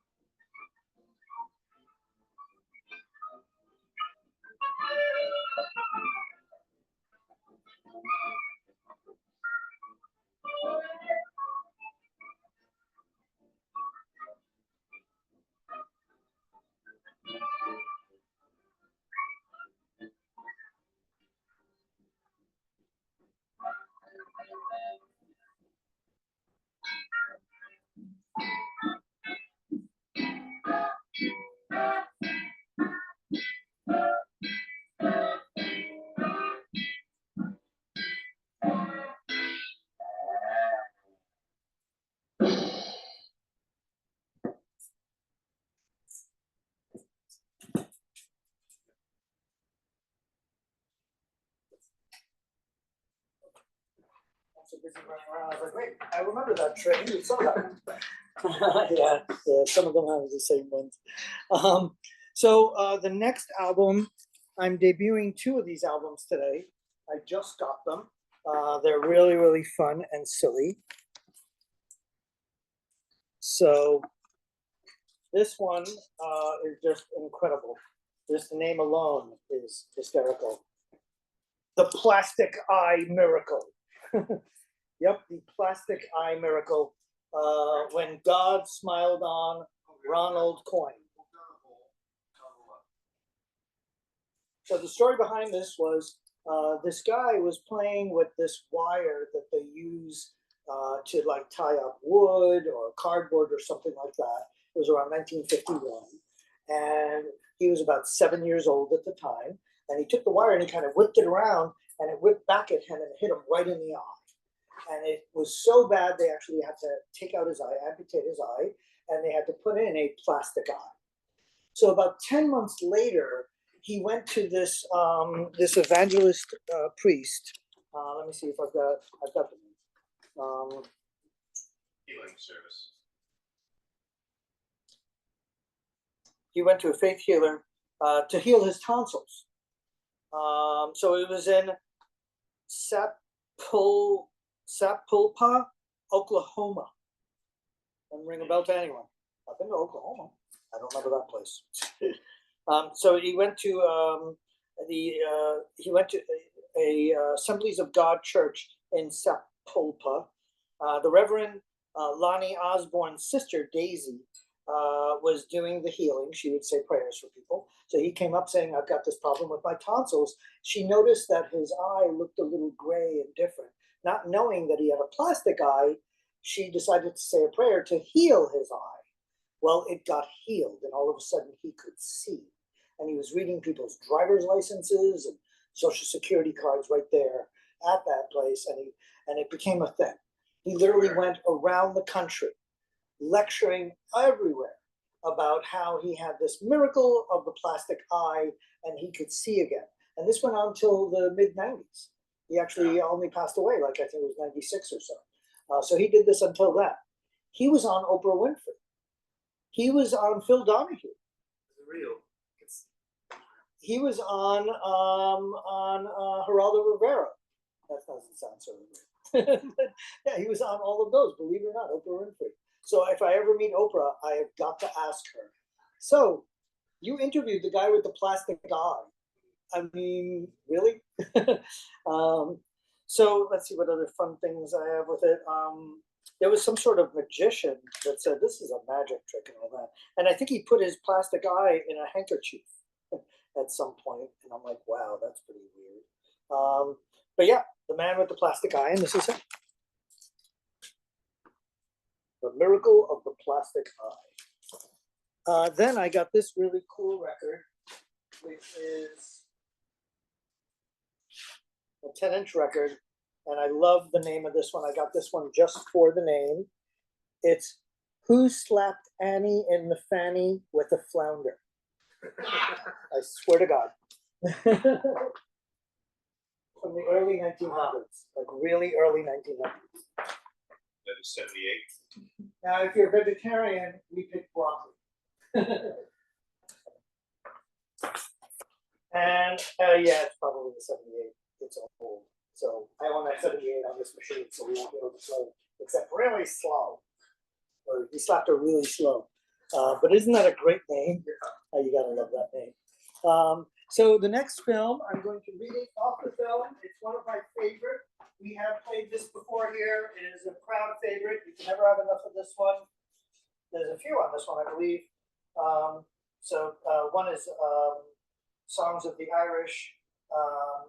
But the main one here is the Maxwell Girls, who threw the overalls in Mrs. Murphy's chowder. What? Who did that? 1946. Not like it's Irish.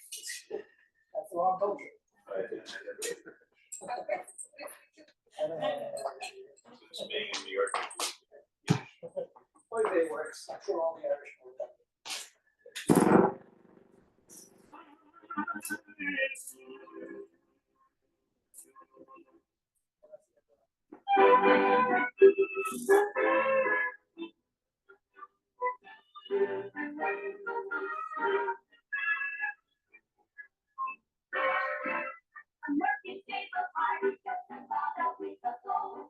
Everything was wonderful, Murphy said not so.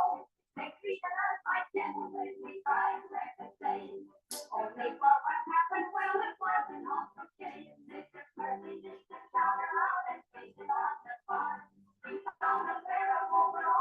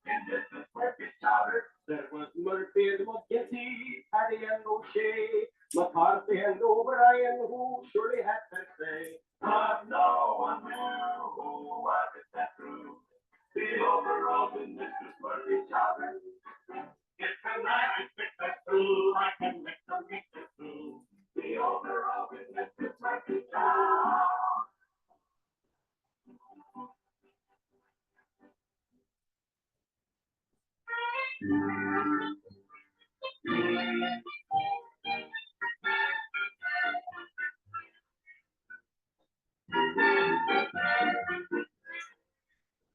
I woke me up this morning and I heard a joyful song from the throats of happy Irishmen, 100,000 strong.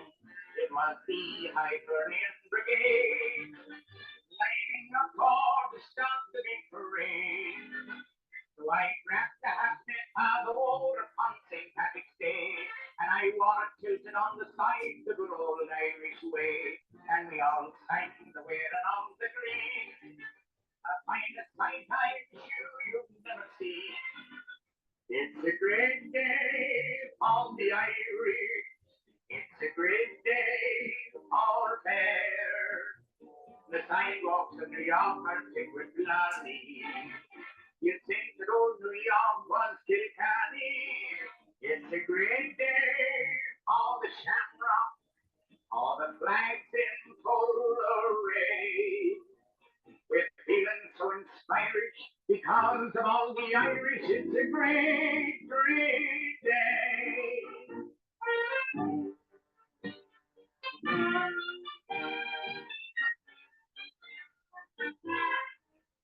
Shabbos, Brady and O'Grady, the McPatlins and O'Brien, the Grogans and the Hogans, the McSweens and the Ryan, and this good-natured Irish Dan McQueen, getting set for to start the big parade. There's Julian, Gilhulian, McGlynn and Donoghue. There's Hannigan and Flanagan, Murphy and McHugh. First in line right behind the big brass band. Each one holds a shillelagh in his hand. It's a great day for the Irish. It's a great day for fair. Because there's not a cop to stop a raiding. Big golly, all the cops are out parading. It's a great day for the shamrock at the flags in full array.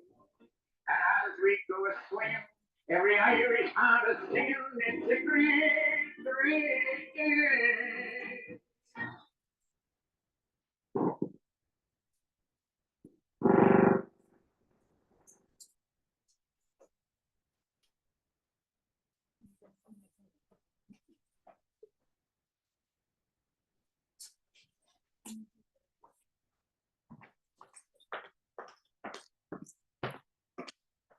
Isn't it a great day for the Irish?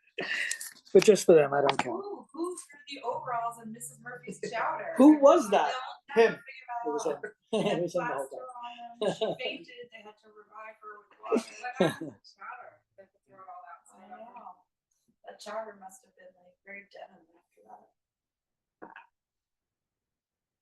Hey, Ida, I'm not doing the unboxings here anymore because I'm doing them at the apartment now. Because those people, you know, they get a private show and all that. So at the end, and I don't have as many as I had before. So it's kind of hard. Yes, I do have the Bones and Ribs record, and I show it at the apartment shows. Jitterbug pianist Harry the Hipster did a version of Mrs. Murphy called "Who Put the Benzodrine in Mrs. Murphy's Ovaltine." Yeah, I don't have that one yet. We'll work on that one though. So I'm debuting a whole bunch of records. Being that I teach kids, I thought I'd get one that was kid appropriate. I eat kids. Perfect, isn't it? Yeah, this guy did a lot of Isn't that great, Eric? I couldn't believe it. I was like, yeah, I got to get this. And he had a whole bunch of records. In the 80s, he was like this comedy guy that had a whole bunch. So he has another one. I think I have it here. Music for well-behaved kids and music for naughty kids. So yeah, he had a whole bunch of records, and I got a whole bunch of them. And this one kind of started me on picking up some new ones for tonight. This one is, and this is, you know, as far back as the 1920s, record labels came out with these really risque records that were out of control, curses and everything, you know, sex, everything.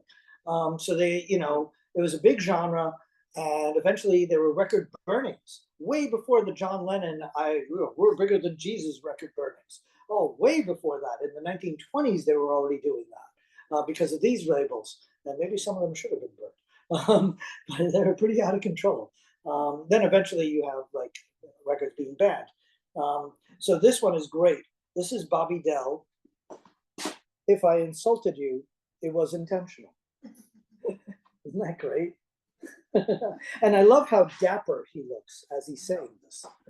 Isn't that great?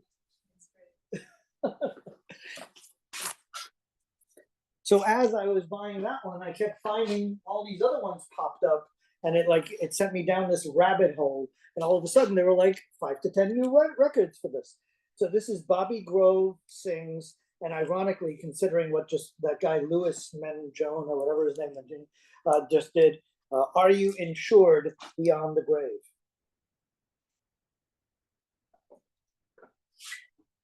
Isn't that crazy? So a lot of these evangelist records had covers and titles like this because they wanted people like us, normal people, to be like, what is that? That's funny. And then they would, do their evangelist stuff. But this is just great. Are you insured beyond the grave? And then this one, Belle Barth.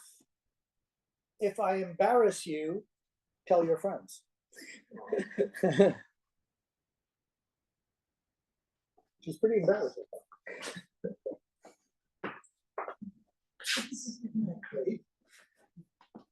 And I have another one of her records, Duel of the Mothers. And it's what somebody else. So the next film is a fun film from Hard Life Blues. Here's the original box. I love these boxes. Aren't they cool looking? And they're doing a song that I can hardly read.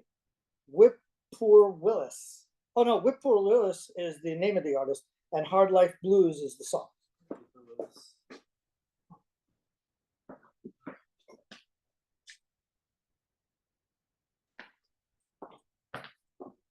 So I kid you not. And away we go.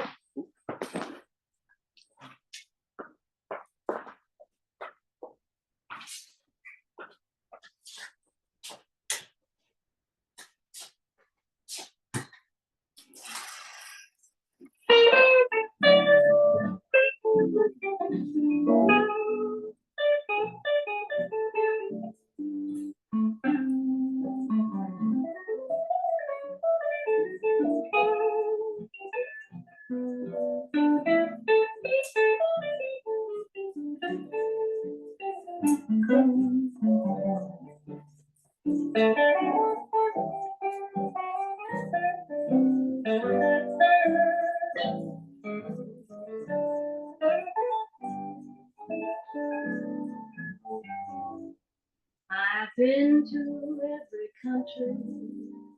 I've seen most everything.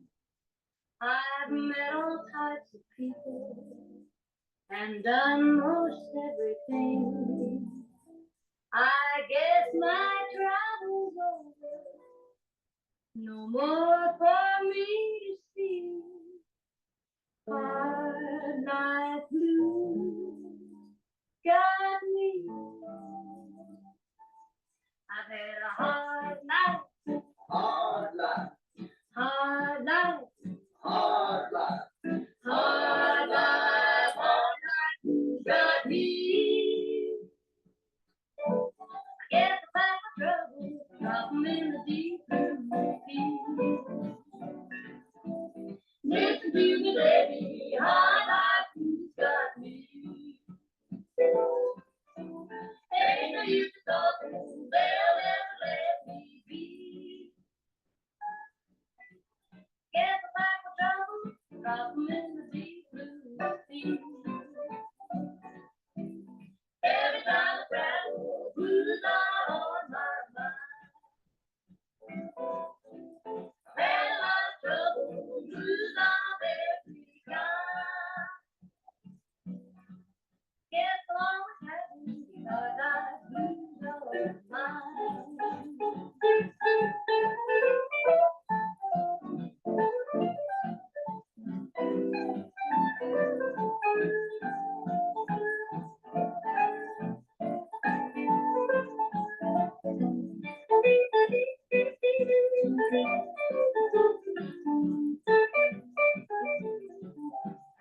Hard life. Hard life. Hard life. Hard life. Hard life. Got me. Again, the back of trouble. Cotton and fever, fever.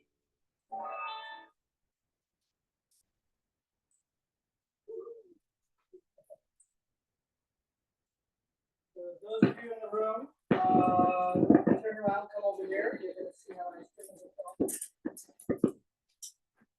Daniela, you're going to learn.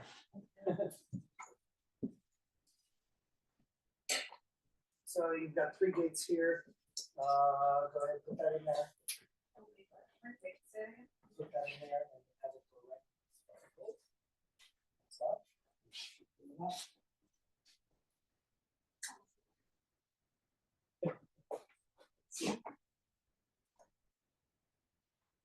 You got it, and then lock it up.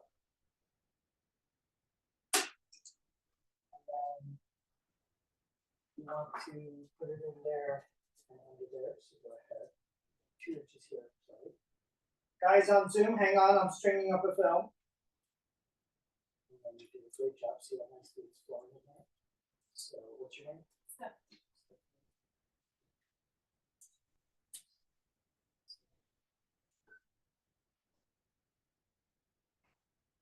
Hit. Press.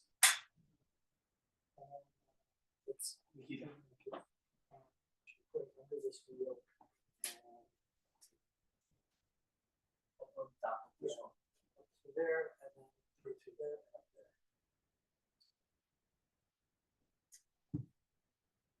Right there. Over this one? Yes. And now you're gonna feel you see when you pull on it, it locks it and then lock it down. And then never. Put it around here, to there. Up to here, come around here and put it back really right there. Oops.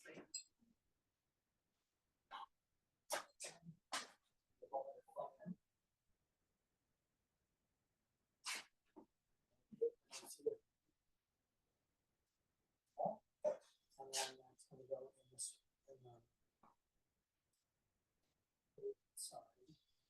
Oh, I see.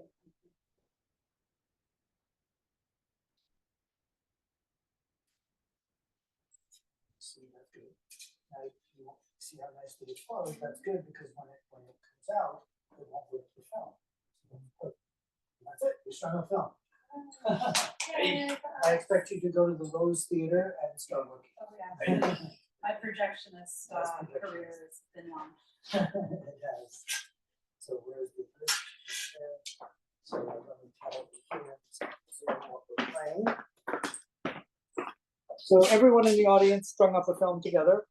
So if the film rips, it's their fault. Pressure, too much pressure. No pressure. They're only 100 years old. Overalls in this See, that's how I absolve myself from sin. I get you guys to do it, and then I'm like, good, I'm safe. So imagine I'm doing that like 10 to 20 times in one night. Now, a lot of the film people in the community, like Tommy and all these people who are brilliant, they'll usually put it together on one big reel, hit go, and then go get McDonald's. Now, I could do that, but that wouldn't be fun. So I end up putting myself under crazy pressure and do like every film one by one, but it allows me to VJ more. It allows me to sense the audience and go, I'm going to play this one instead of that one. So it gives me the freedom to VJ. So this film has 4 soundies. Oh, this one is really funny. The Little Dutch Mill is a really cute, funny one. Then Rain on the Roof, Evelyn Dahl Salome, which is also pretty cool. And a really classic one, Fats Waller, Your Feet's Too Big. So enjoy. And I'm going to be, probably things past 10, but I play films. So watch films and I pack. Oh, by the way, for you people here, there is a bar. And alcohol is only $5. Because you know in New York, there's no such thing. So yeah, we've got beer, we've got wine, white, red, fancy beer, not so fancy beer, so welcome to have some alcohol and hang out. We have snacks that go with the. Oh, too. perfect. Ain't nothing better than that.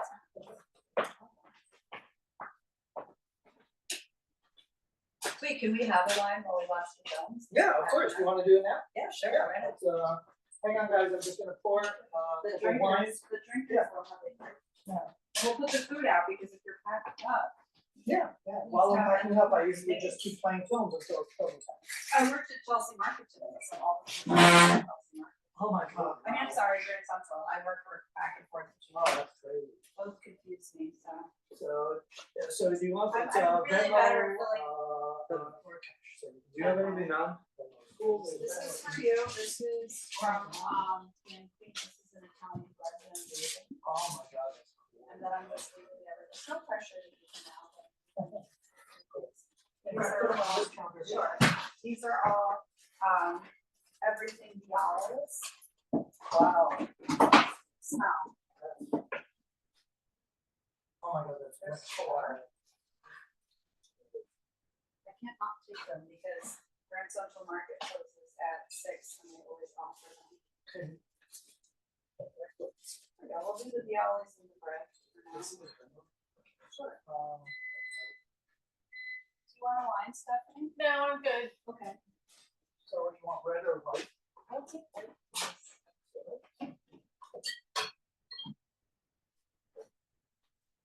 Little nightcap for the last films. What's that? Little nightcap for the last films. Ain't nothing better than that. For these films, you kind of need one. You gotta make it.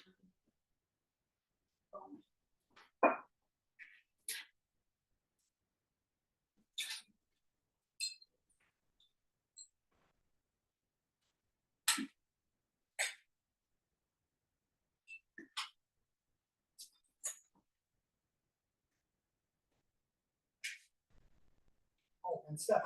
Yeah, you get this every Oh.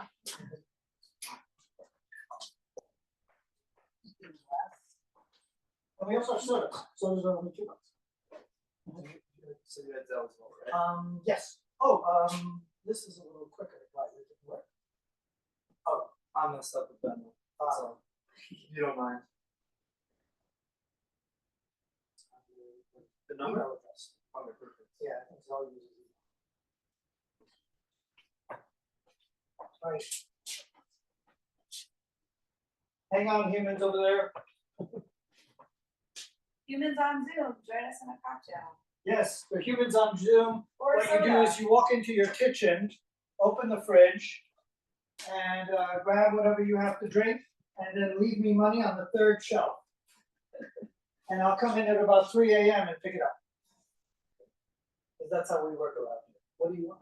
I'll just Oh, yeah. Cheers.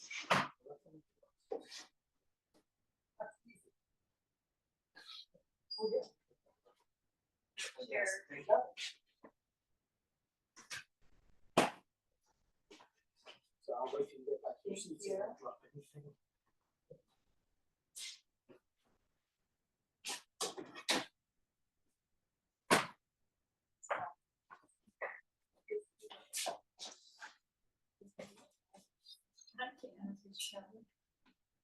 Stop saying it because I'm gonna spill my wine and laugh. I can't stop laughing about who threw the overalls. He's shouting. But just the visuals were so dramatic. That's kind of what made it. Like if you just say it and you didn't watch it, you're like, okay, whatever. But Right.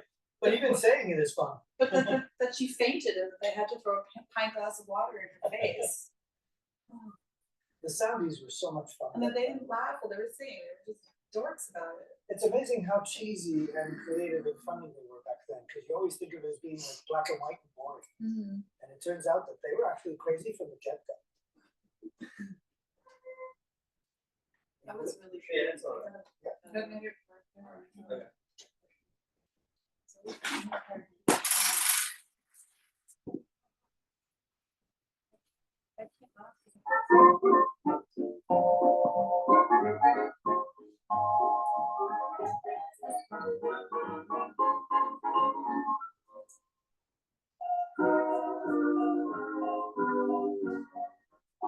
There's a little Dutch mill on a little Dutch hill where the little Dutch stars shine bright.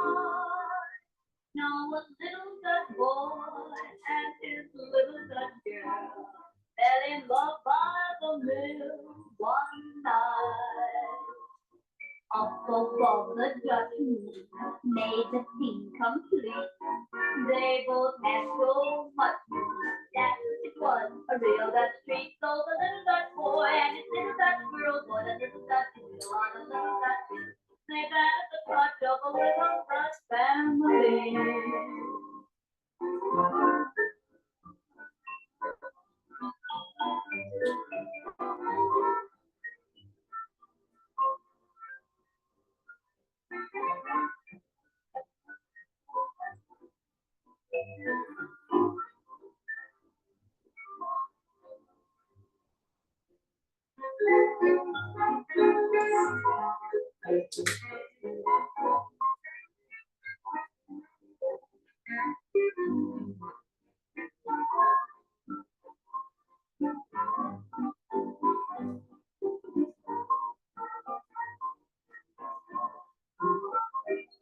There's a little Dutch mill on a little Dutch hill where the little Dutch stars shine bright. Now a little Dutch boy and his little Dutch girl fell in love by the mill one night. Up above the Dutch moon made the scene complete. They both had so much moon that it was a real Dutch treat. So the little Dutch boy and his little Dutch girl bought a little Dutch wheel on a little Dutch hill. They got at the touch of a little Dutch family.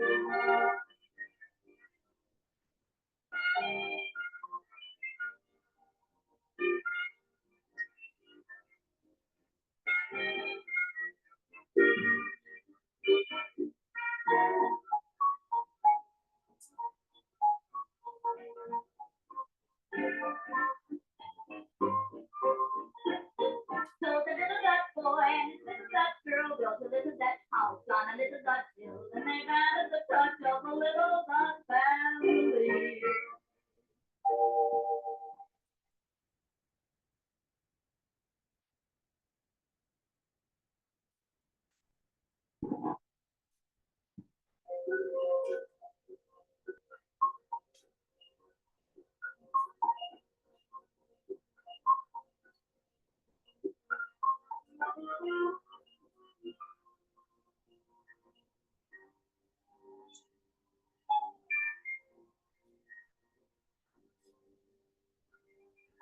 Rain on the roof.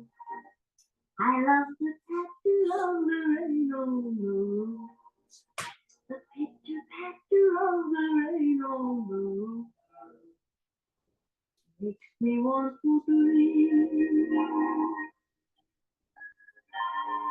Rain on the roof. But here's the picture of the rain on the roof. It doesn't matter 'cause the rain on the roof makes me want to breathe. I cuddle up in my bed and overhead I hear the rain. Inside it's so nice and warm. I hear the storm outside my window pane.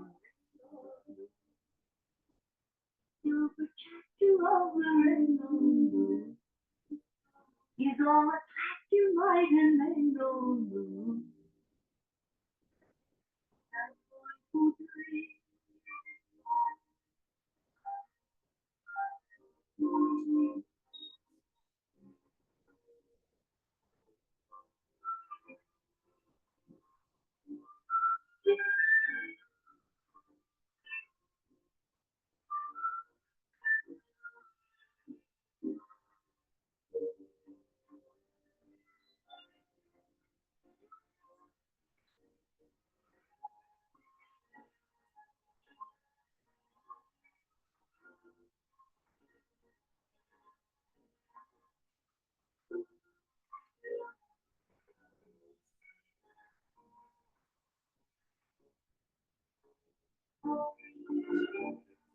Rain on the roof. Just hear the laughter of the rain on the roof. It doesn't matter 'cause the rain on the roof makes me want to breathe. Rain on the roof. I want the pasture of the rain on the roof. A picture pasture of the rain on the roof. Breathe a happy.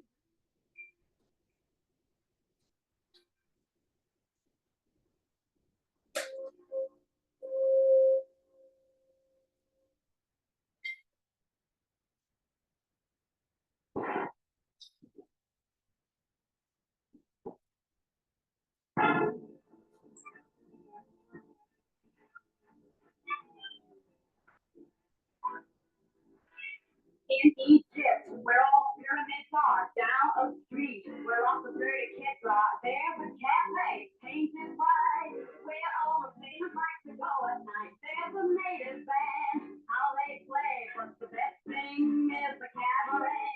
Tax suffocation, bulging at the door, and they put on the show. Oh, so lonely, so lonely. You so lonely, dancing there with a sweet old man. Every little makes the boy go there. She swings it, she flings it, and she's gonna murder oh boy. While he swings and winks out there with a sandbag draw.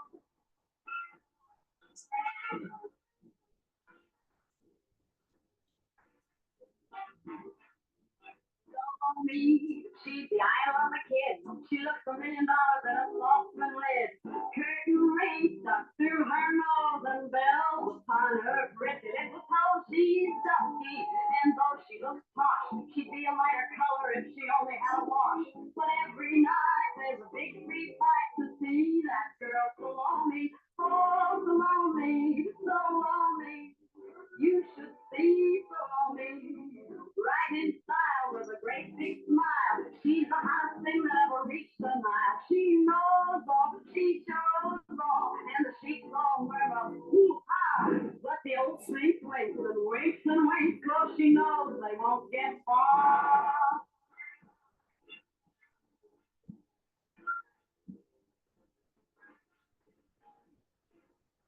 So lonely, so lonely. You should see so lonely. With a sweet old man, makes the boy won't stand. She swings it, she flings it, and the sheep will murmur, woo! While the old snake winks and winks out there where the sandbags roll. So for me, so for me, out there where the sandbags roll.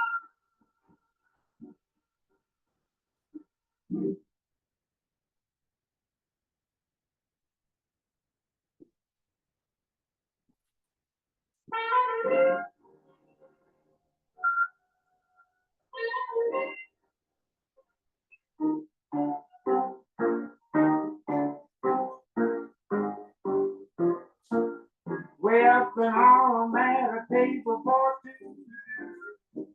There was 12 of us, B-O-B-T-U. From your ankles up, you sure me.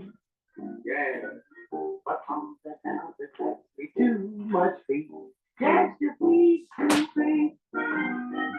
Ain't time to cut your feet too big. Say I can't tolerate you. Run your feet too big. Got it, why, big rocker? I'll just walk over and tell them where to get them. Your gal, she loves you. She thinks you're nice. She claims you got anything to take you to paradise and then I'll kill her. She likes your loving. She likes your rich. And things that you can't tolerate you, lady, 'cause you do big. Let it on your feet and earn your salary. Now grow.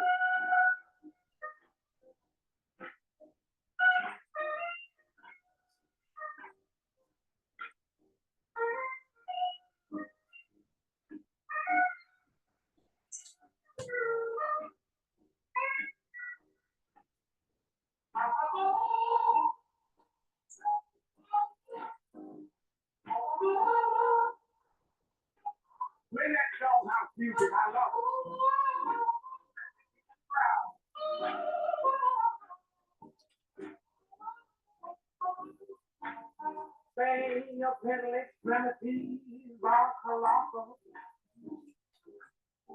But to me, you ain't nothing but an old fox.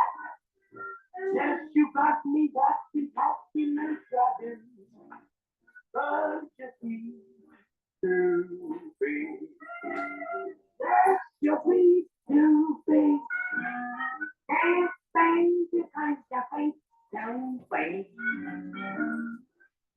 Say I can't tolerate you. You think you were too big? Yeah. Couldn't get it. Too big for the real. Obviously. So the next one, I'm going to read it right off the rail. Oh, this is a really fun one. This is 1950s stuff. So we've got Wheeler Music, Fats Domino, the Platters, and the Trinity Airs. So the Trinity Airs are playing Rockin' is Our Business. Fats Domino is doing Blue Monday. Isn't that great? The Platters are doing You'll Never Know. And then Fats Domino doing Big Beat. And then this one is the one you're going to totally freak out on and love. It's a band called the Cadillacs. And they're doing Please Mr. Johnson. That's the last one. And it's the freaking funniest one on the whole thing. So enjoy the Cadillacs and everyone else. And I just love Fats Domino. I'm so proud of having one of his films. That was hard to get.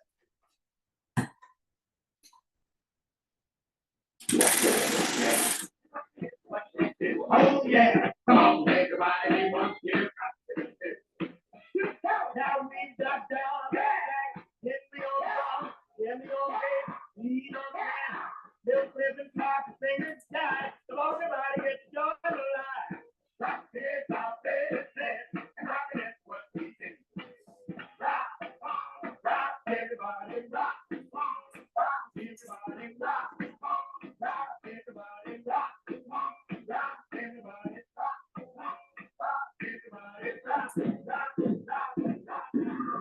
When you go on high, what's the time to rock? All you do is give us the call. We'll be down on the spot. Rock is our business, and rock is what we do. Rock, everybody, rock, everybody, rock, everybody, rock.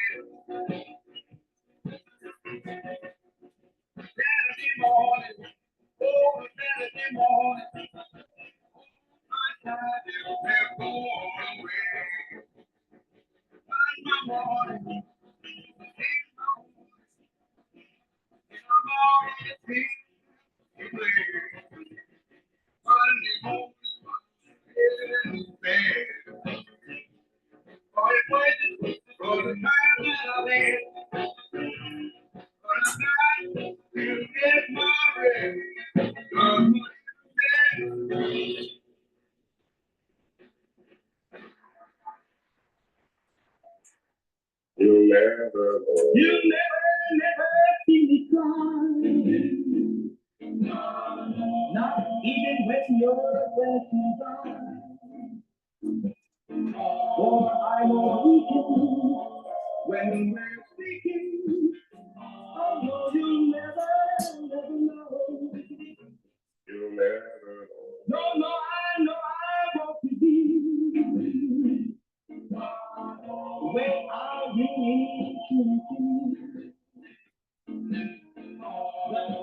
Oh,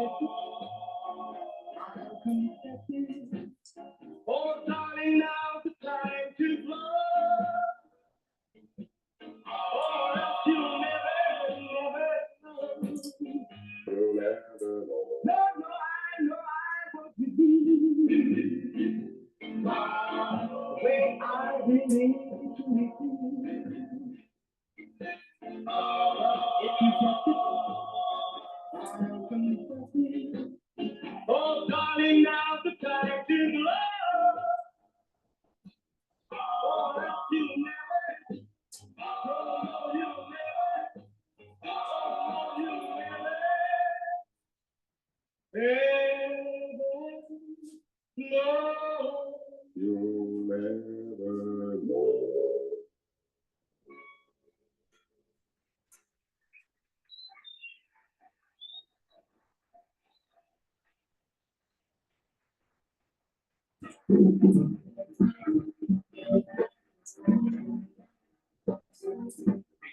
Keep you rocking in your feet. Keep you rocking in your feet. That's the thing, stop your feet. You got to move to hear the beat. Keep you rocking in your feet. Just be 8 years old. Off the rocky road. Big feet, get in your throat. Make you jump and make you roll. Open your mouth, just be 8 years old.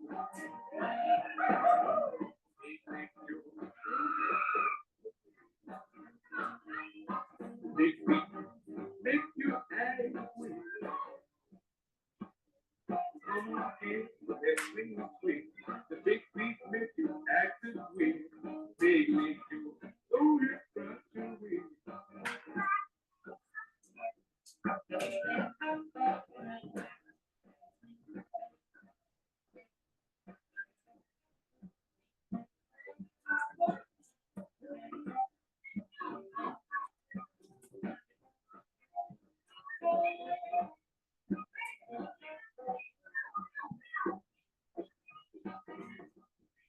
Keep you rocking in your feet. Big feet, keep you rocking in your feet. Clap your hands, stomp your feet.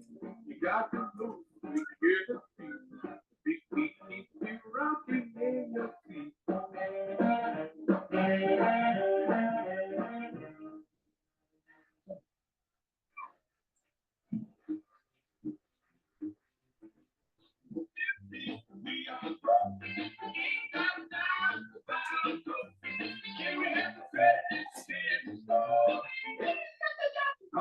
No more. Watch the window, we will not. You give us two red lollipops. Keep on out there out the store. No more. All our friends are down to school. What we do is play fool. Keep the stars so big and fast. Do our best, jump the man. Do left one behind the candy stand. When you go shopping, we go watch the store. No more.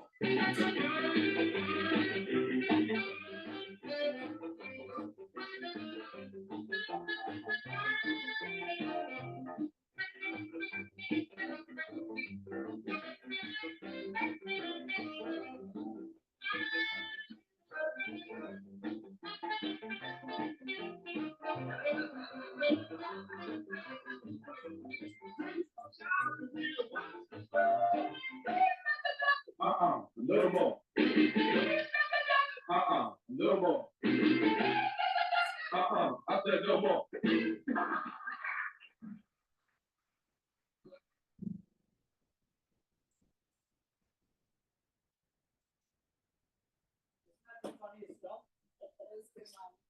No more.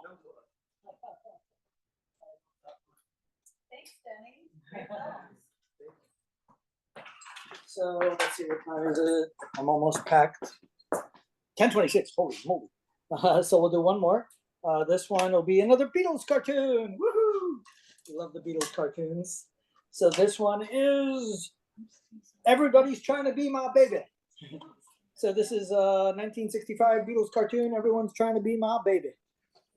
I've got like a stack this high of all the Beatles cartoons. They're hard to find.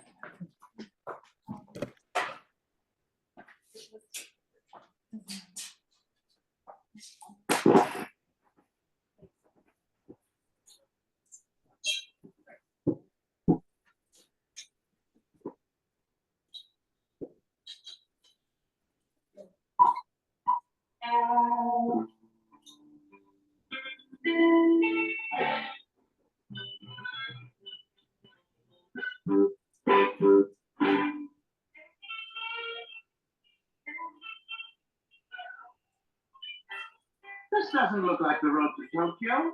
Maybe I'll better take another look at the map. Did you find Tokyo, Ringo? I can't even find Japan. I can't make anything out of this bloody map. I can.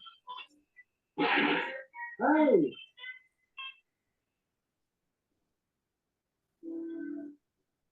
Oh, honorable departed ancestors, we beg of you to return to us in earthly form.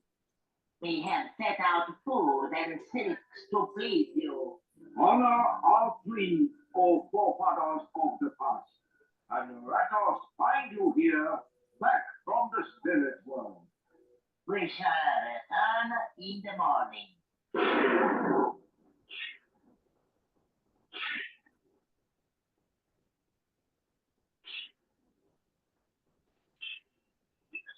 Somewhere for the night. Look, boys, there's a place.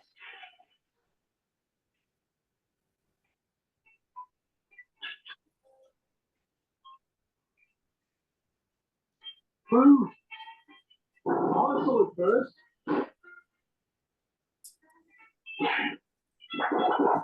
Where did everybody go? All together now. 99 ducks. Now, to make ceremonial sounds to call up departed ancestors. Up here, O honorable ancestors. Secret ancestors. Ooh. Hey, wait. What are you doing? We will lock you up in temple, so you stay with us forever, O sacred ancestors. Sacred ancestors? Forever? We've got to call up their real ancestors, the sacred ones. Oh, great forefathers, we are your babies.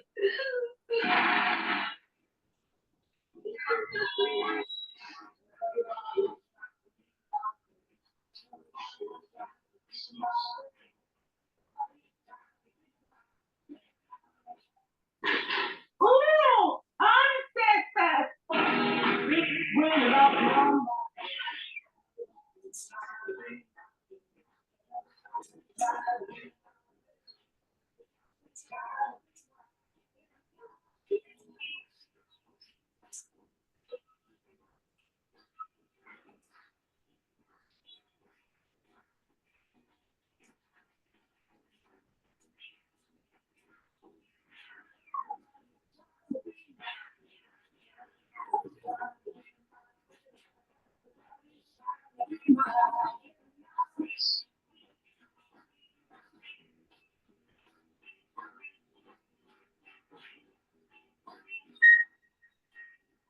Secret ancestors? Ooh, come on, ancestor. I'm gonna take you to meet my 18 brothers.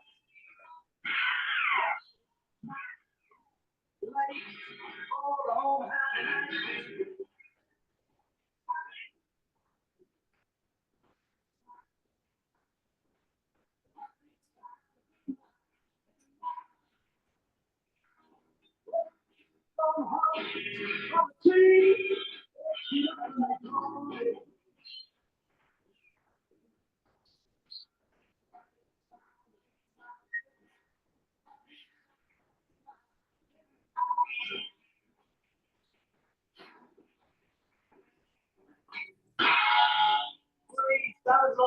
Temple, we're not your ancestors. Ooh, we know that now. You do? How? No grades. Without honorable grades, ooh boy, you no can be an honorable ancestor. That's right. They dishonorable phony baloney.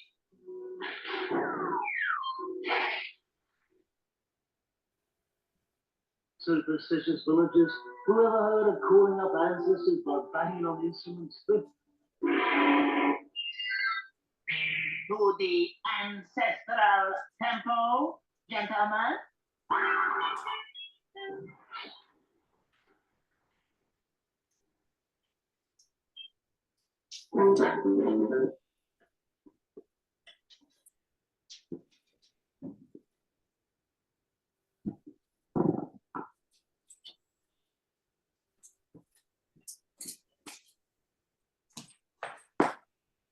Unbelievable. You said you had a stack of them? What's that? You had a stack of them?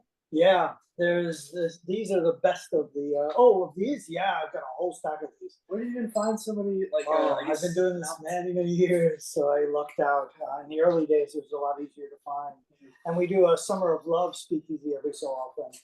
I think we're doing one. I think I just put one together for winter because it'd be kind of ironic to do Summer of Love in winter. So I think one's coming up in the next month, and it'll be all the great Beatle clips too, like the one where they're on the roof for Abbey Road. So I actually have that, which is almost impossible to find. I've got Shea Stadium, I've got so many amazing clips.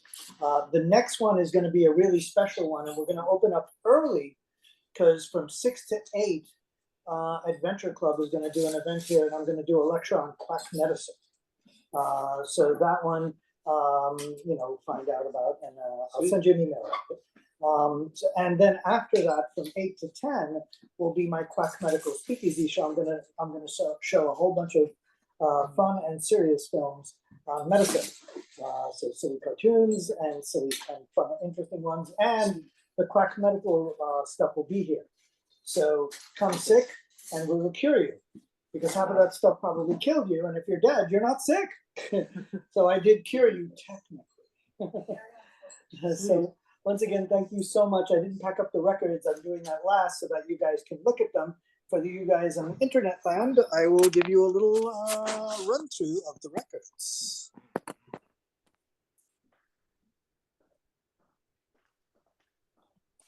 So music for happy occasions. That's Spike Jones. This is the other record by that guy that did the songs for gay dogs. He touched me. Songs for vulgar boatmen. Candid camera. I know you guys love that. This is music for pooped people. That would be all of us. Yeah. There they are, the pooped people right there. This is for some hanky panky. Music to grow plants. I dig chicks. See, dig. Whoopee John. Every time he showed up at a show, people said, whoopee. Subways are for sleeping. That was a book. I own that book. Do you? That's cool. Birth of a Baby.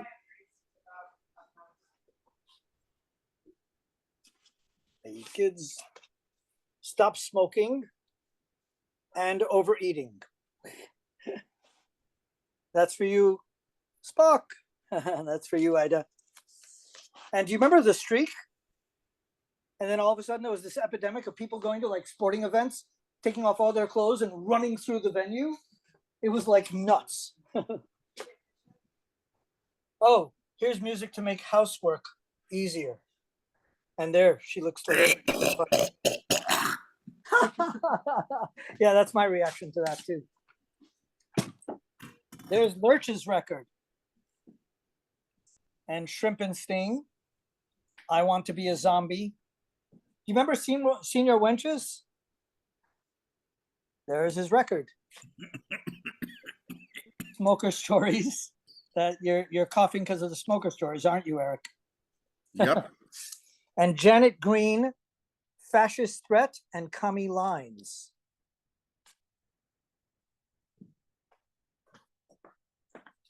And then on this side of the room, let's put on the light there so you can see it better. This is the one I used for my flyer. Isn't that funny? I love that one.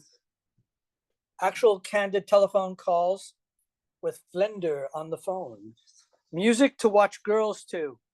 So all the girls turned around.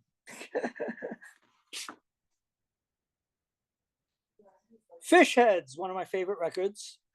Music to lure pigeons. And a really hard one to find, The Windy City, Don't Let the Devil Ride. And this one is pretty frightening. Sounds of a Man Alone. I wrestled with God, which he did. He was actually a professional wrestler. Become priest. Yeah, the guy right there. He used to dress up like this, like crazy girl type stuff. All my friends are dead. Oh, another cool Doctor record.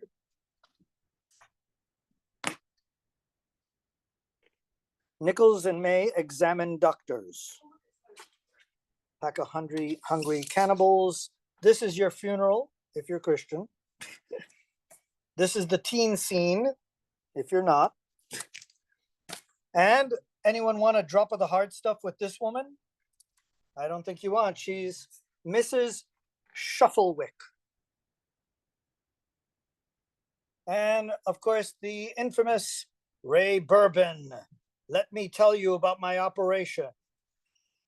This guy was doing drag before anyone was.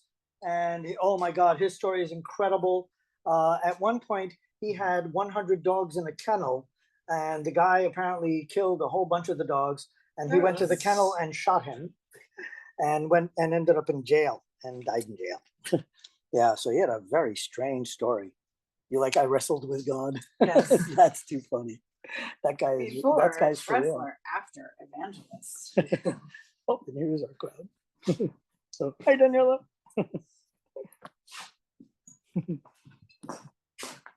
Oh, wait. This And is the projectors. Flying missiles, atomic bombs, and the second coming of Jesus Christ. Oh, you weren't here when I played that? No, well. And it's, I tried to play it, but yeah, we couldn't. It was 16. Yes, 16. Yeah. What was the name of the guy who shot the kennel person? Oh, that was Ray Bourbon. Yeah, he shot the guy. Ray Bourbon? Yeah, he was pretty crazy. And there's a lot of communist records. For some reason, evangelists and communists coincide. Don't ask me why. I just picked up another one with evangelist. Oh, there's a few over here. So do you know that album by, what is it, Tijuana Brass? Yeah. So this is a spoof of that. And this is I Can't Believe I Hate the Whole Thing, but it's not the commercial we all know and love. And there's the baby, they ate the whole thing. You ain't gonna give you nobody none of my jelly roll. And that's a sexual innuendo. I don't know if you know that. And there's Muhammad Ali finally fights tooth decay for you. Because who better to fight tooth decay than Muhammad Ali? And this is the Fisher-Price record player, which was invented by my friend's husband, Arthur. So Bonnie, who did a show here long ago, she did a big show on Mae West. Her husband, Arthur, invented the Fisher-Price record player in the 60s, but you know him from something else, Little Golden Books. Oh, wow. He's the guy who founded that for oh God, what was the company? Scholastic, I believe. But he founded that because he said kids should have their own, book, whatever company. So he started that and became big on that, and then said we should also have records. And so he started the Fisher-Price record player for them. So it gives you guys a whole bunch of the interesting things in the room. We only do this one once a year, so every time I do it, you should show up and check out some interesting records because I always bring new ones. There's a few more on the way. All right, so you guys in internet land, bye, sofa people. And thank you so much for helping and supporting everyone here and everyone there. Thanks, Danny. You're welcome. You're welcome. Bye, Daniela.